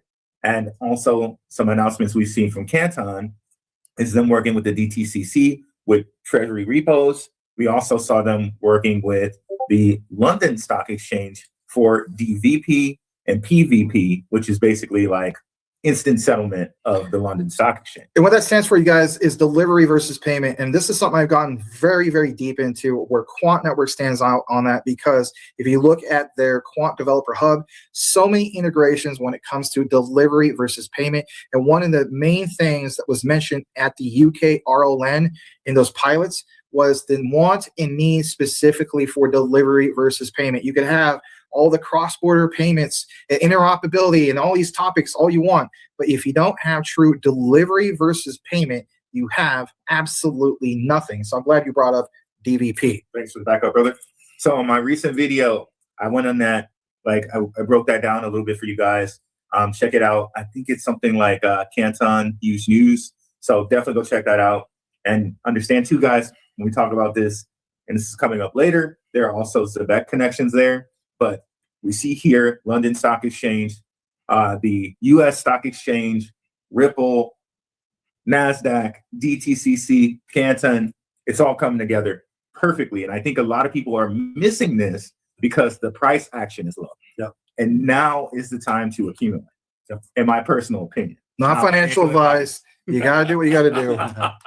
You do you, boo-boo. Right? We're going to jump back into this for just a brief moment. Let's see what else we have. And basically, let's take it to this next page of this. So this, again, back to Smoke. Let's go ahead and pull up that on the screen as well. So what does Smoke have? Well, we see, basically speaking, this right here. So again, more into that pamphlet document and so on. We see it says, and let's blow this up just a tad bit more. The more we learn about the Bangladesh bank heist, the more lessons we learn, right? Don't want to get so much into that.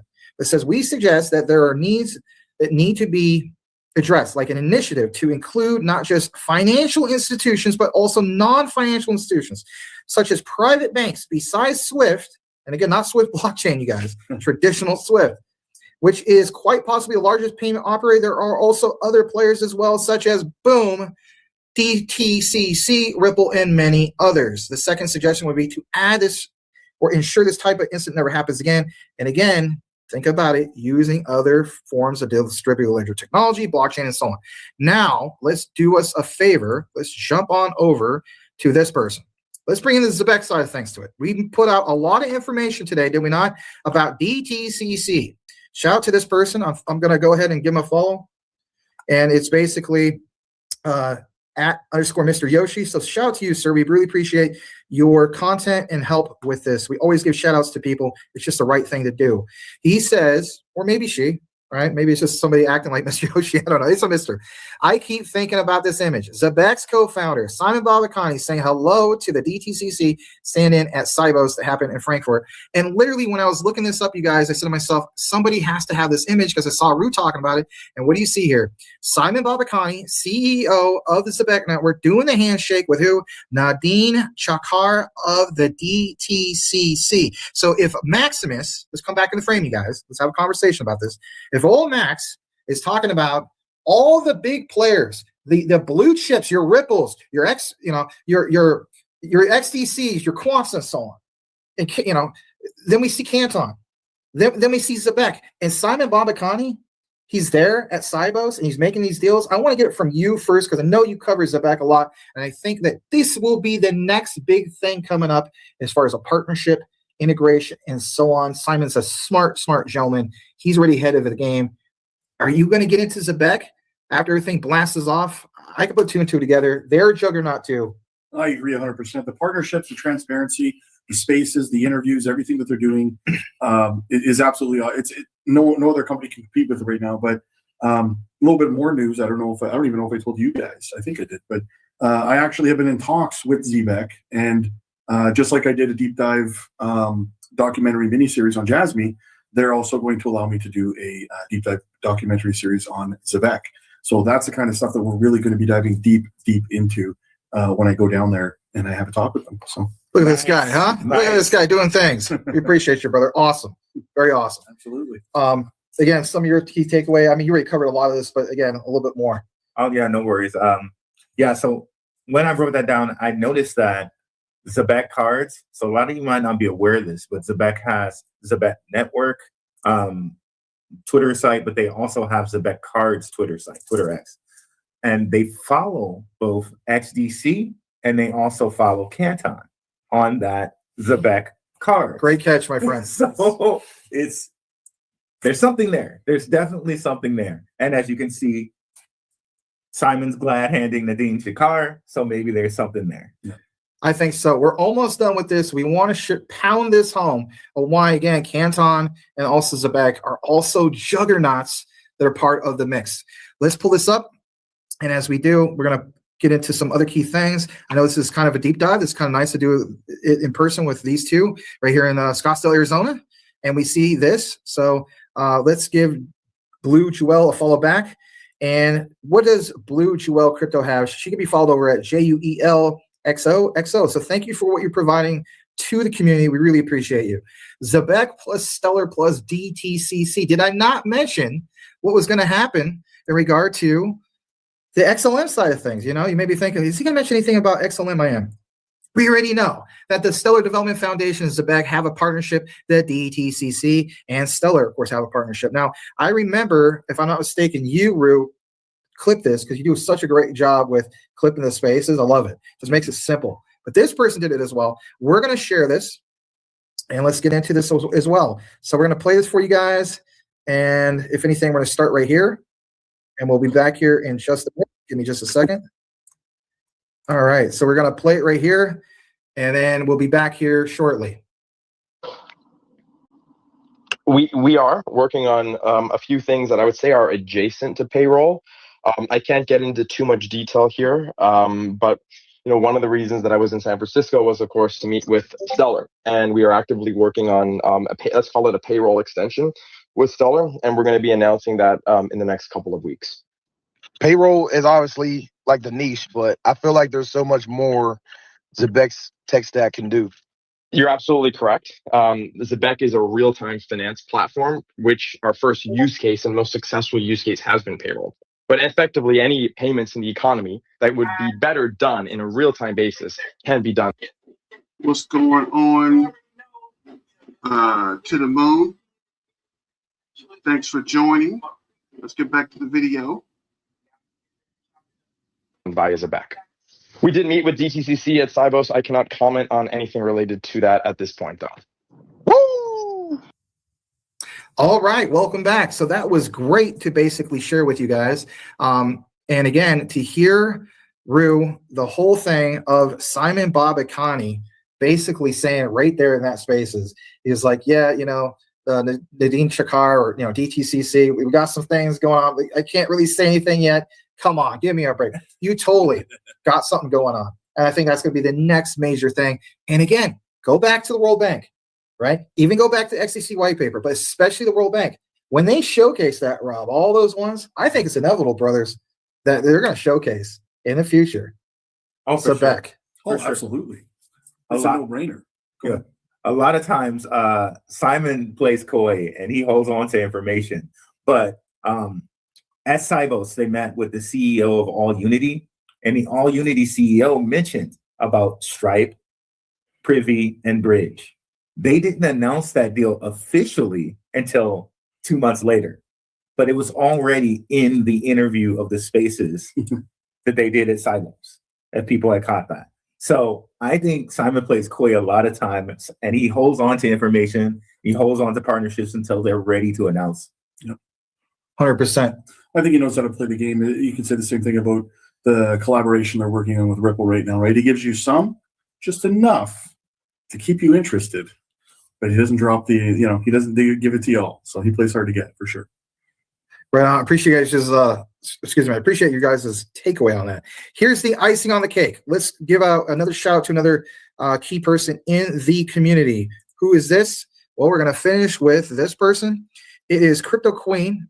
You give her a follow at CryptoQN007. Hey, I like that. She's fantastic for Zebec coverage. Yeah. Yeah, it really is. So what we have here is Zebec Network. ZBCN isn't just a crypto app, and it won at Davos 2026. I mean, come on, think about it. It won. Blockchain-based digital asset payments and payroll infrastructure serving the entire money flow. I mean, again, think about the whole thing of NatPay, FedNow, think about Nacha, the common ground with Stronghold. Zebec Network is built to serve, again, consumers, all this. But I want to jump down to this because Rue and I talk about this a lot. And that is the whole thing of ACH. Again, even Stronghold, the common ground with Stronghold. And again, when we talked about Quant earlier, right? Back to the World Bank document where they talk about like programmable money and things like that and programmable streaming payments for vendors. So to me, this matches up.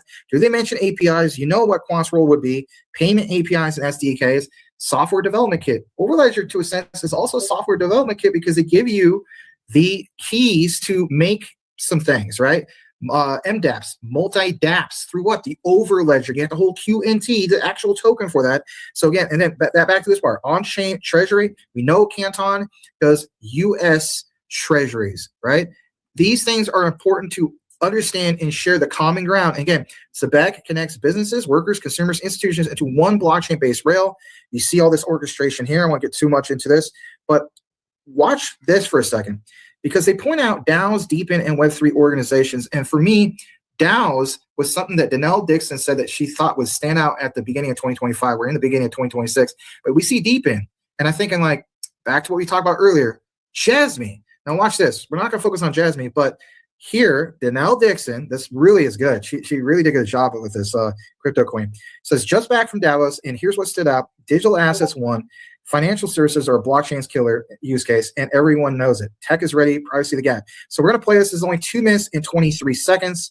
And again, think about what Danelle is talking about here, because again, networks, right? Like she says, these networks, excited to tackle all this together, the ecosystem. But again, the key connection, whether it's XRP, XLM, you name it, you guys. And anyway, we'll play this 2 minutes and 23 seconds. We'll come right back and we'll wrap it up.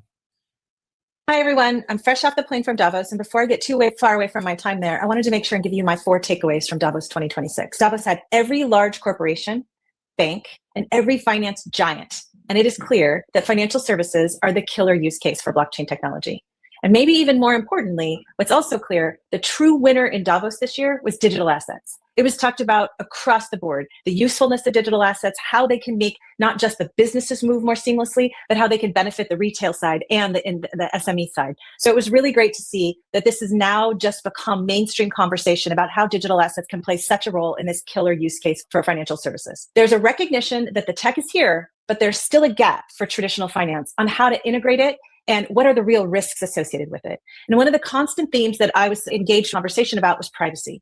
Institutions care about the privacy of their information. They also care about privacy on the retail side, but we need to be able to make sure in 2026 to solve this for them and to make them much more comfortable with using this technology so the risk of their information and their competitive information getting out is not going to be there for them. Trust was the word that every traditional financial corporation talked about when it came to this tech stack.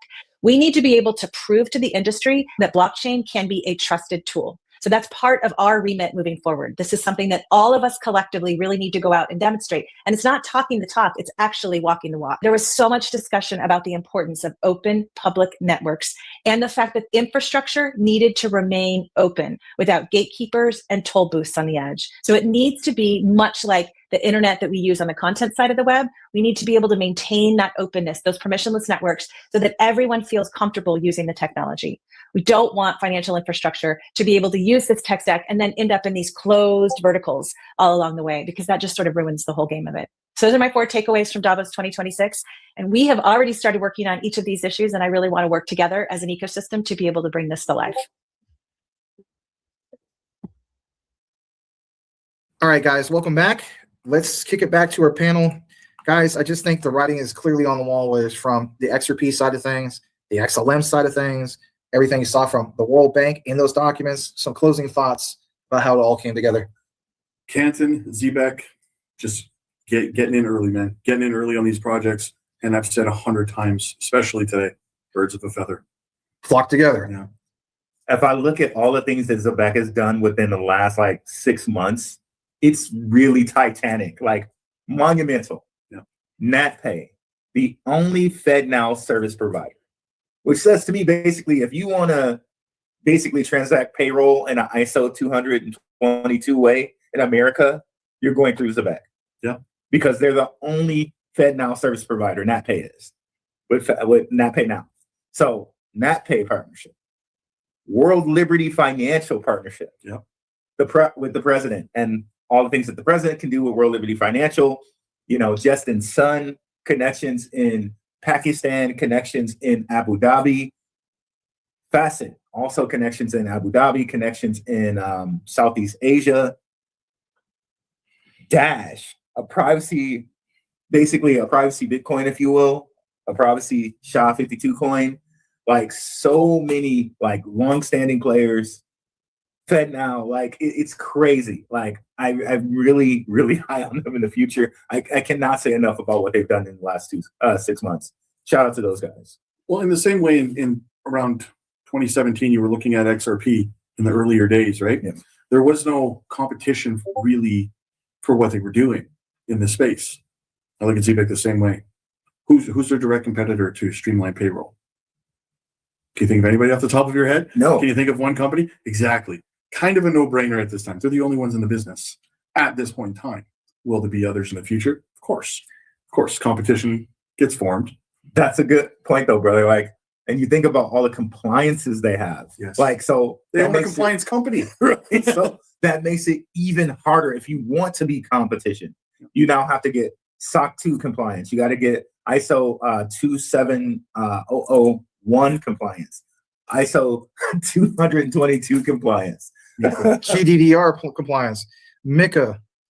Yeah. And they fall under all these clauses. So, and then again, all the ones we shared with you today with actual documents, the same pattern. They all have that type of compliance. And what you have to understand is they have all of these, they've been knocking on all of these doors, knocking these pins down in terms of compliance. Even if another company comes along that wants to directly compete with the likes of them, it's going to take them years to gain all this same compliance standards. Oh, and not to mention that they're global. And that was kind of implied in, World Liberty Financial, Pakistan, and all of that. But one key one I left out was All Unity, with that stable coin that's going to unify the euro. Okay. So they're the global payroll partner. Yes. The global payroll partner of Deutsche Bank, one of the largest banks in Europe. And they called it a scam. and guys, just for food for thought, who is working on the digital euro? You have Quant Network, you have Ripple, and you have Hedera. And again, even though we didn't mention much Hedera, we did mention quite a bit of Quant and Ripple in this outline. So again, more food for thought on an ecosystem in the greater scheme of things. So again, should we close it out? You got something else you want to share? I was just going to say, and we're just getting started. We are. Well, I guess we will close it out now because we don't want to make this an hour long, but I think you guys realize what's at play here. We're glad to bring this type of material to you guys. Do us a solid. If you listen to the entire outline, it really gives us feedback, who's paying attention, who isn't, and type in this key phrase into the comments, and that is the three amigos, because apparently that's what we are, and we're so glad to bring it to you guys. So tune in for more, and if anything,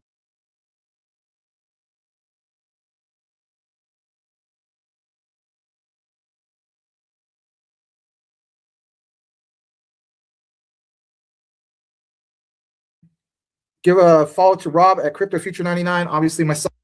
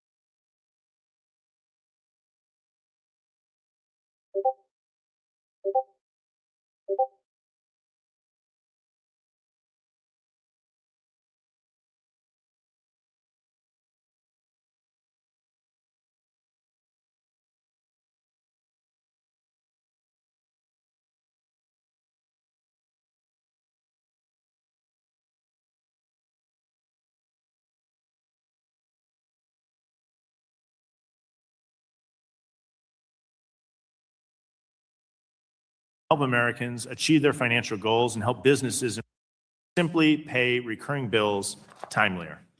By providing timely access to earned income, EWA can help Americans achieve their financial goals and help businesses improve worker satisfaction, retention, and overall productivity. Importantly, innovations like EWA and buy now, pay later options often coexist and intertwine with traditional financial institutions. Banks and other lenders are vital partners with fintechs, providing liquidity and credit, as well as access to infrastructure like payment rails. These partnerships provide more efficiency and options for consumers and create new products to enhance competition. Our financial institutions can also benefit from partnering with fintech companies by enhancing their offerings and allowing small and community institutions to deploy cutting-edge tools. As we explore the benefits of fintech innovation, we must make sure that our regulatory framework is fit for purpose. A well-functioning framework for fintech should focus on risks posed by specific activities, not the identity or business model of the provider. Fintech products that meet consumer demand and improve Americans' financial lives should have clear, practical legal pathways for operation and strong consumer protections. By supporting thoughtful and balanced regulation, we can encourage innovation while ensuring consumer protection and promoting financial well-being for American households and businesses alike. Today's hearing will inform these efforts, and I thank our witnesses for their upcoming testimony. I'll now recognize the ranking member of the subcommittee, Mr. Lynch, for 4 minutes for an opening statement. So this subcommittee met here. Let me bring this up here. Okay, I forget how to bring it up. So the subcommittee met here, I think it's January 13th. And you can tell right there, they're talking about fintech companies like Zebec and having workers be paid as they earned, i.e. streaming payroll, okay? Streaming payments, okay? No, this speech was not live. This was given on, I believe, January 13th. Let me see here. Yep, there we go. Yep, January 13th, 2026 by Subcommittee Chair Rep. Brian Steele, okay? So shout out to Patreon member Low Key for providing this to me. Shout out to you, Low Key, really appreciate it. And definitely, guys, get over to the Patreon, less than a cup of coffee over there for a open mic night that we have every week. We also do things like this, where we do BTCC leverage trading. As you can see, we're up 770% on silver. Okay, so there are trades like that that are given in the Patreon. Shout out to the Patreon members. You help make this thing go. Okay, so now let's get into this. I just want to remind you and go through and remind you of who Zebec is before we get into this big news, right? Because it's absolutely astounding when you look at all of this, right? And you realize who Zebec is, what they're doing, all the people that are attached to Zebec. It's absolutely astounding, okay? So shout out to you guys. I see some regulars in the house. What's up, Yazi Yair Bay? What's up? We got a Bay in the house. What's up, Stephen Mariano? What's up, Monarchy Realty International? What's up, 31314 Crypto? And we'll definitely highlight you guys over at Zebec Nation. Shout out to our guy, also ZBCN man. What's up, Paul Andrew 76? What's up, Ali Rhonda? So let's get into it here, guys. So again, we got NatPay. NatPay cannot be understated. This NatPay partnership. Zebec is proud to partner with NatPay, the only payroll processor that lives on FedNow. So if you're talking about doing anything with stablecoins and processing payroll with stablecoins, this says to me, if they're the only payroll processor that lives on FedNow, you got to go through Zebec, okay? This is also why they have the Nacha partnership, because maybe you're not ready to handle stablecoins right now. You can still work with Zebec and go through ACH, okay? So as they bring you real-time payments to businesses nationwide through NatPay Now, real-time payroll is no longer a concept, it is being delivered today. So basically, they're showing you the whole chain: NatPay Now, FedNow, ACH, and Swift. Okay, all leading back to Zebec. Okay, absolutely amazing there. And then also, if we go over here and look at them being the global payroll partner for Deutsche Bank's All Unity stablecoin. global partner. Deutsche Bank is absolutely huge, like one of the biggest banks in Europe. This is Zebec, global payroll partner at Deutsche Bank. If you need to be reminded of that. And if we go over to All Unity, we see one of the people, some of the people they follow, they are following Zebec. Okay. So they're following Tempo, which we gave you the show on Tempo. Definitely go check that out. Aerodrome, Base, and Zebec right here. They're following them, right? Because they know, they're partnered. But here I just want to play where Simon met with the CEO at Sibos and how he mentioned that these guys, Zebec, are partnered with Stripe, Bridge, and Privy. We've been over that partnership tons over here, but I just want to give you guys a quick highlights to remind you of who Zebec is. So now we have FedNow, right? Now we have Europe, so we're global as well, right? Europe and the All Unity stablecoin, the Euro AU, right? That's going to unite or All Unity, the Euro stablecoins. So let's listen to this. You know, you made a big announcement this week as one of your wallet partners. Could you tell us a little bit more about that? Yeah, I think that for us, naturally, availability is what makes the difference. You need to be available on all channels that are available where stablecoins are needed. You need to be available where all, say, customers are connected via wallets or wallet infrastructure. And having such a thing together with Privy and then the entrance into Stripe and Bridge naturally is for us a big step because it opens up the channel to a wide adoption of customers connected. And ultimately, accessibility of a stablecoin is what makes the difference. You know, you made a big announcement this week as one of your wallet partners. Could you tell us a little bit more about that? Yeah, I think that for us, naturally, availability is what makes the difference. You need to be available on all channels that are available where stablecoins are needed. You need to be available where all, say, customers are connected via wallets or wallet infrastructure. And having such a thing together with Privy and then the entrance into Stripe and Bridge naturally is for us a big step because it opens up the channel to a wide adoption of customers connected. And ultimately, accessibility of a stablecoin is what makes the difference. So accessibility of stablecoins. All Unity is going to unite the Euro stablecoins. So we have now USDC with Circle, partnership with NatPay. Also, we have here the Euro AU with All Unity. Is there more? Well, yes, there is more. Here we have Tangem. They recently announced a partnership with Tangem. Excited to partner with Zebec HQ for our upcoming co-branded wallet and football campaign. So they're also advertising. You guys know they've done the NHL and NBA jerseys. Shout out to Zebec for giving me a Detroit Pistons jersey. Honestly, that meant a real lot to me because I'm a Detroit-born guy. So to have a custom branded Pistons jersey means a whole lot. But you can see here football, that's, we're American snobs. We don't really think about football as in soccer as being big, but it's the biggest sport in the world, okay, the realm, the biggest sport in the realm. So really, right, the opportunities that this can lead to with Tangem and this football campaign, and perhaps we even get sports betting, who knows, or sports prediction. I know they're kind of using the word prediction instead of betting now. Either way you want to slice it, prediction or betting, it can be like supercharged with these stable coins because now you can pay out instantly. Now somebody sitting in like Nepal can bet on a USA game if they really wanted to, just through the Zebec app or the Uphold app or any other super app that can connect to Zebec, right? So pretty interesting there as well.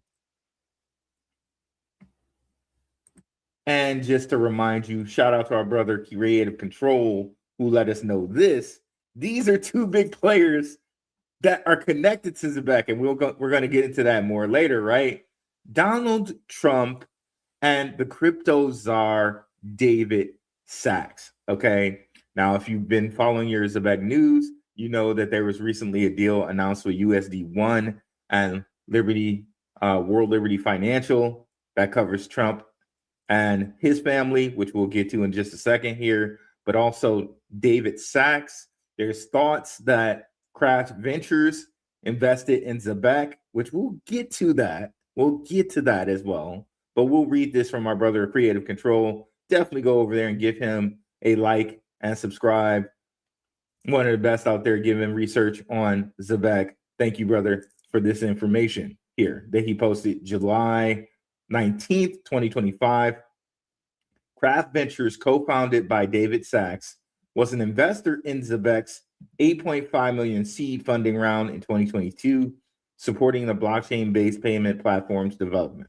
Make no mistake, after the stablecoin payments overhaul is solidified, the next steps for the U.S. is payroll, okay? And we just showed you that with the subcommittee meeting, right? And we're going to show you this here with this meeting here. But of course, Donald Trump's creating his own neobank with World Liberty Financial. So this posting here from July 19th, 2025, I think this was even before USD1 was even announced. So clearly there's a plan in place here that's been in place since 2022 or more, right? And we as Zebec investors get to be a part of it. And its token, the ZBCN token, actually has real utility. We're going to get into that in a second here as well. But yes, make no mistake, stablecoin payments to overhaul is the next step for the United States payroll.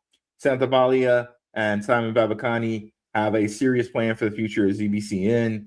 Update archaic payroll payment rails. Update archaic payment rails with a revolutionary new payment system. David Sachs. Let's play this. It will update archaic payment rails with a revolutionary new payment system, and it will extend U.S. dollar dominance, like you said, globally by creating a digital dollar. It will update archaic payment rails with a revolutionary new payment system, and it will extend U.S. dollar dominance, like you said, globally by creating a digital dollar. So it will extend U.S. dollar dominance globally by creating a U.S. digital dollar, and then update archaic payment rails. Like, that's so profound what he said in just 9 seconds, right? With Trump standing right next to him and him also being an investor in Zebec, right? So these guys they have skin in this game, all right? And so if that doesn't make you like gaga for Zebec, I don't know what will, right? It certainly makes me gaga for Zebec here. So yeah, let's get into this though. Craft Ventures. I had once asked Grok, well, let's cover World Liberty Financial first, okay? Let's bring that back up. USD1 enters everyday payments. Zebec is integrating World Liberty Fi USD1 across its payroll and card suite, putting on-chain dollars in the pockets of 65K plus workers across the US and globally. And we've been into this, right? We've gotten deep, into this as far as like World Liberty Financial, the connection to Project Stargate. Definitely go watch the episode where we went in on World Liberty Financial. I can't cover it all here, but we went very, very deep into that. And it got all the way into Project Stargate and AI and 500 billion, yes, with the B, $500 billion that is being funneled into AI that can possibly come through Zebec through USD1 and Zebec, using payroll to any of these workers that are attached to Project Stargate and are attached to World Liberty Financial being paid through Zebec and Zebec Super App, okay? And just for further confirmation here, this is World Liberty Financial's team, right? You see co-founder emeritus, Donald J. Trump, the Trump family, some others here, Chase Herrero, Zach Folkman, the Witkoff family, and Stephen Witkoff and his family, Zach Witkoff, Alex Witkoff, Corey Kaplan, Ryan Fang, Brandy Reynolds, and of course we know also Justin, son of Tron, is an advisor here. He's an advisor here. So there's that. Now let's come back here and talk about David Sachs and Craft Ventures. So I asked Grok now, is Craft Ventures invested in Zebec? And it says no. Okay. Now I was like, I know I used Grok for this in the past, right? And it said yes. It gave the exact same information that Creative Control gave us here. Now, can I prove that? Yes, I can, because I have a short that shows it. Let's play that.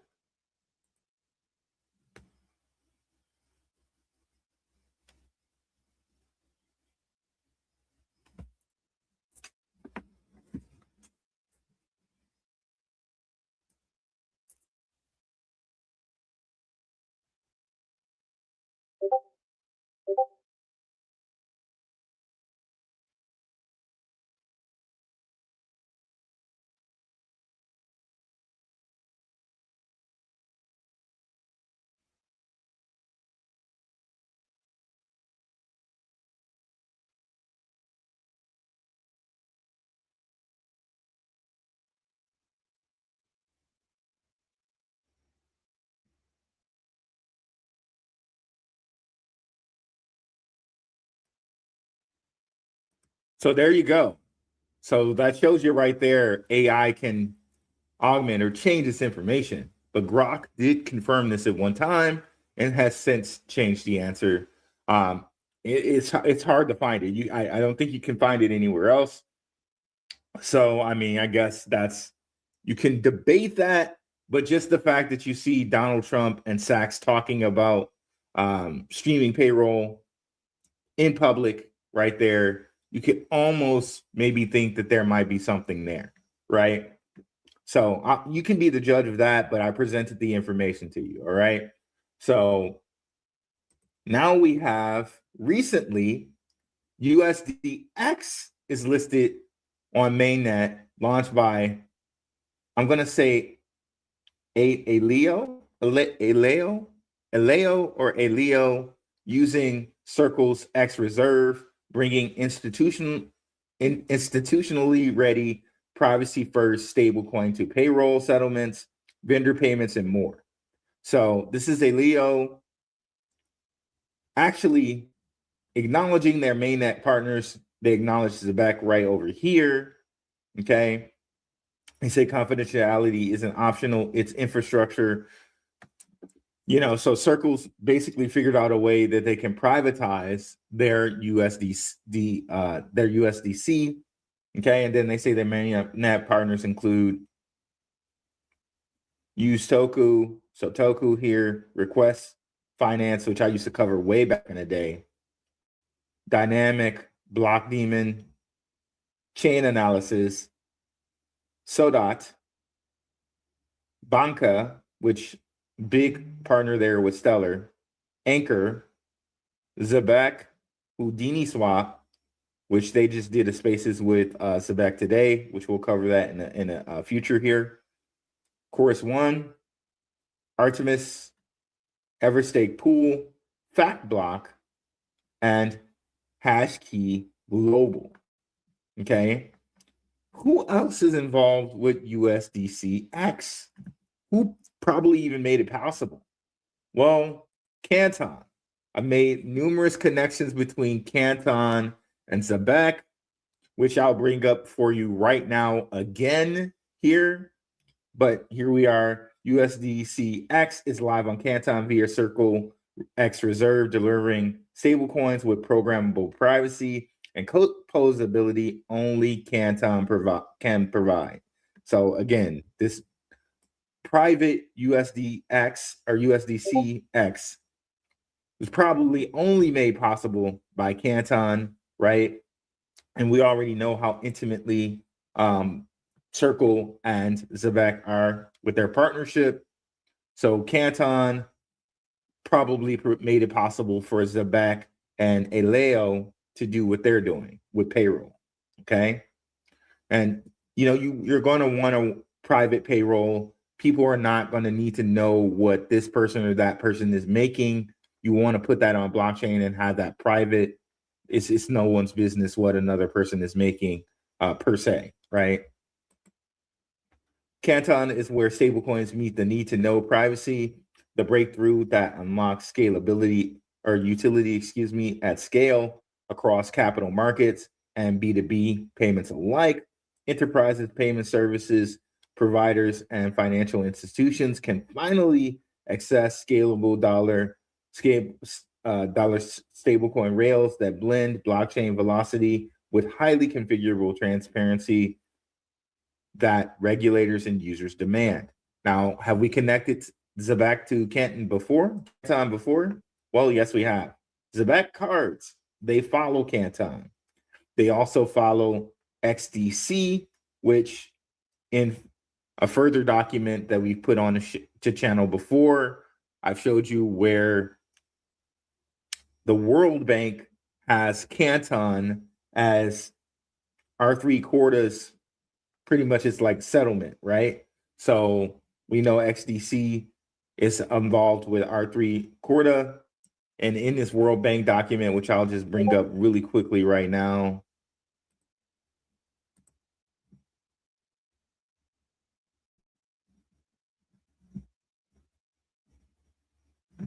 in this World Bank document,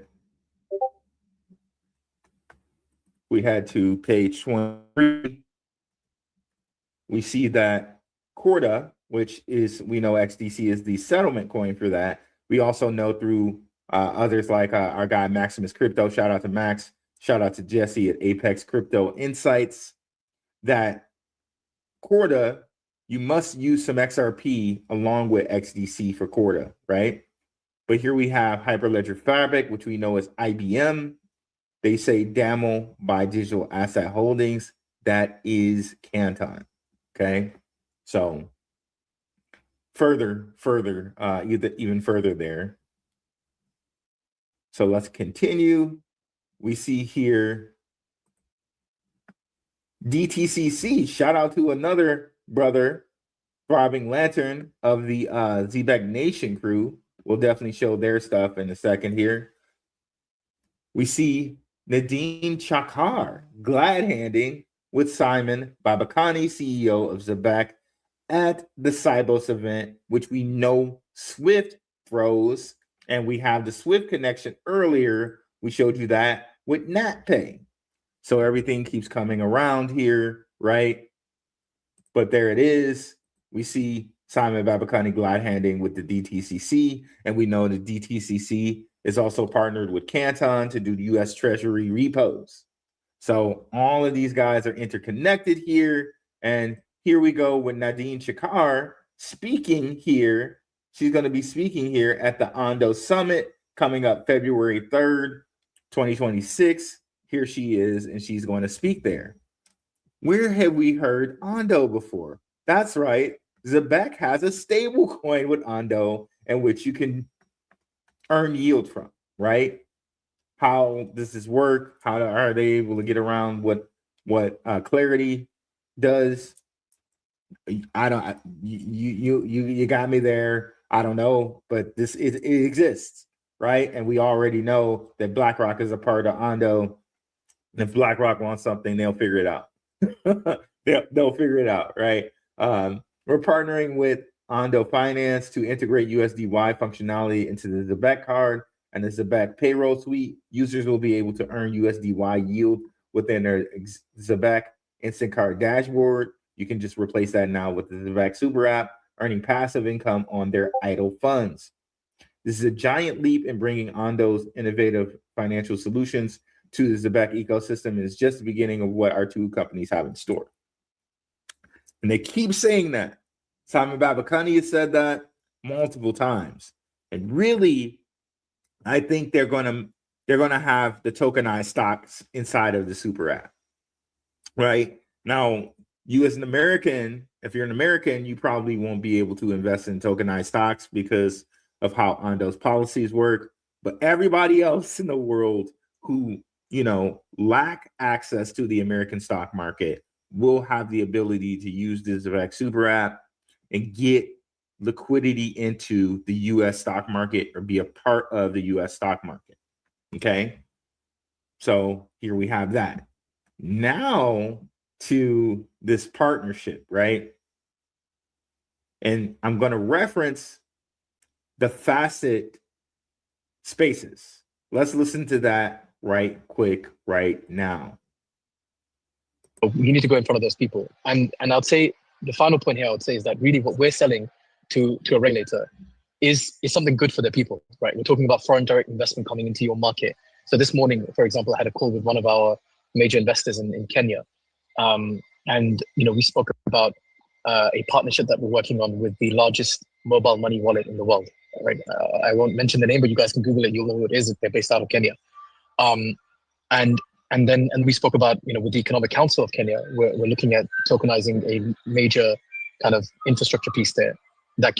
So they're working on a deal with the largest mobile money wallet in the world. Let's display that one more time. You need to go in front of those people. And I'd say the final point here I would say is that really what we're selling to a regulator is something good for the people, right? We're talking about foreign direct investment coming into your market. So this morning, for example, I had a call with one of our major investors in Kenya. And we spoke about a partnership that we're working on with the largest mobile money wallet in the world, right? I won't mention the name. Largest mobile money wallet in the world, based out of Kenya. And he said you can look it up. Well, I looked it up. M-Pesa, okay? M-Pesa, largest mobile money wallet in the world. So you can see here, launched in 2007 by Vodafone and Safaricom, the largest mobile network operator in Kenya. And then I see down here M-Pesa very quickly, and by 2010 had become the most successful mobile phone-based financial service in the developing world. Okay. Boom. Boom. Right? Huge. And to top all that off, no matter what stablecoin they use, be it USD1, USDC, RLUSD, PayPal USD, the global dollar, Paxos dollar, Gemini dollar, whatever, no matter what stablecoin they use, that stablecoin balance will be automatically converted into ZBCN at the time the fees are assessed. So it directly has utility, and it could be somewhat also deflationary in that if we scroll down, token buybacks and burns, they're buying back all revenue across payroll, cards, and partner contracts. Okay. So very, very nice there. All right. So again, the token has utility. And we went very much over this new tokenomics that ZBCN did that go into effect here, I believe, in March, I believe. And also Zebec's complete and total supply will be out fully distributed by March 2026. So no dumping, none of that. All of it's going to be fully distributed. Definitely go check out the show we did on the tokenomics. I think I titled it something like Earth-Shattering News here with the Zebec tokenomics. And it is earth-shattering in that they included payroll when payroll wasn't included before in the buyback program. So here it is. Where is it here? Okay, it might be a couple spaces back now. Here we are. Earth-shattering, Zebec's new tokenomics. We went real deep here into explaining the Zebec new tokenomics here in this show. We also showed you here that they're expanding into corporate treasuries, and we destroyed the whole market cap myth. Market cap has multiplier on it because I know people were like, well, the tokenomics is in like, we have as many coins as XRP. Well, when you have the buyback and you have the fact that people are going to be using this for payroll, right? And going to get streaming payments, right? They're uniquely positioned. Zebec is uniquely positioned because they're always going to be on, because people are going to be paid around the world with Zebec. Pakistan, Southeast Asia, Abu Dhabi, Europe with the All Unity, America, pretty much everyone, okay? And they're going to be paid by the second. So there's always going to be money flowing through Zebec. So when we think about how far the price can go, man alive, it can really go far, I think. Knowing that there's always going to be liquidity in it because people are going to be always getting paid by the second. Right? Now we reached the part of the show where we get to our comments. Let's go ahead and start at the top here. What's up, Paul? Andrew? Yeah, Zebec to the moon for sure. Excited to see Zebec appreciation in the near future. Okay, and let me go ahead and put up our QR code. I don't know why that's not up right now. If you're looking at, you know, futures trading, leverage trading, definitely will want to look at BTCC. The link is in the description, and you can follow the QR code. What's up, Monarchy International Realty? 113. We are about to moon. What's up, Yazid? What's up, brother? What's up, Steven Mariano? That was not live. We covered that. Alfred Diamond for head. Diamond for head. That's funny. I'm all in on ZBCN. Now show me the money. All right, let's go over here and recognize our brothers over here at Zebec Nation. Let me pull that up. I think we got brother All Kryptonian in the house. He represents the Zebec Nation. Guys got together who have been giving great information to the community for a long time now to form Zebec Nation. Let me see if I can find their channel. Okay, there we go. So give these guys a follow over here at Zebec Nation, which I'm not sure why I'm not following it. I thought I was following it. And definitely go over to their YouTube channel. Let me bring up their YouTube channel as well. They're out here spreading that good word here on Zebec. Give these guys a good follow out here. Why is Zebec Nation? Our brother ZBCN man put together a great video here. Definitely go over and give him a like and subscribe and a follow. Our brother 314 Crypto is in the house as well. Let's show his. And in the midst of it, you don't know who. Actually, I don't want to show too much of it because I want you guys to go over and watch it. But shout out to our brother off Kryptonian. Let me go ahead and show his.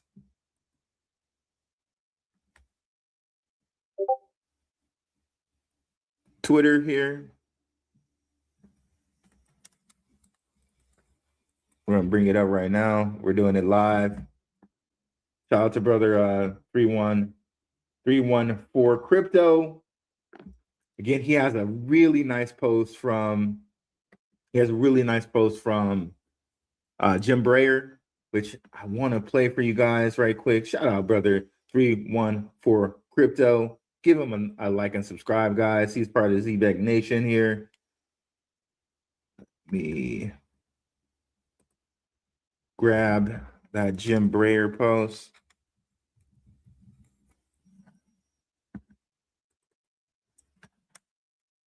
Maybe if I put in circle, if not, we can go look for it right quick. Okay, we'll just look for it on his page. You'll get to see some of the great information. Thank you for resharing the stream too, brother. Really appreciate it. Me like that. We're gonna get down to it here where Jim Bray was talking. Bro, so intense, by the way. He's super intense.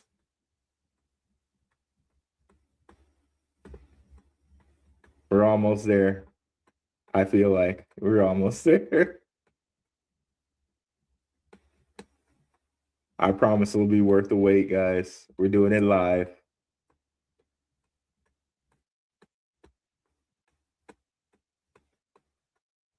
Definitely need to see it. Thank you, brother, for always sharing my stuff. I see a couple of my posts in here.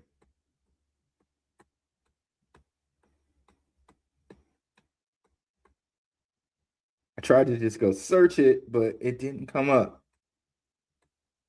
But we're going to get there.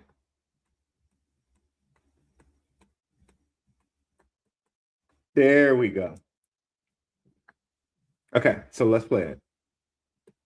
Benefited from the mutual partnership that they've had. The Circle's mission statement is raise global economic prosperity through frictionless exchange of value. So how exactly will global economic prosperity be raised? Again, on the international payments that you mentioned, if I'm a farmer in India and I want to get paid quickly for my crops by a local bank or a medium-sized bank in India or a financial institution elsewhere, perfect example, you're going to do it through what would be stable coins and payments in and around the blockchain. So to lower the cost of transactions that are already happening, essentially. Lower the cost dramatically, but speed dramatically. There So we go. again, what's broken globally in many cases is it just takes so darn long to get paid. And it takes so darn long in the world of even healthcare globally, but in the United States, to get reimbursements from insurance companies and providers. And so that's where the blockchain, I think, will be fundamental. And again, stable coins and their role on top of the blockchain to enable faster, instantaneous approvals as well as payments is what will make a fundamental difference. So it's less banking the unbanked and more facilitating transactions among existing businesses.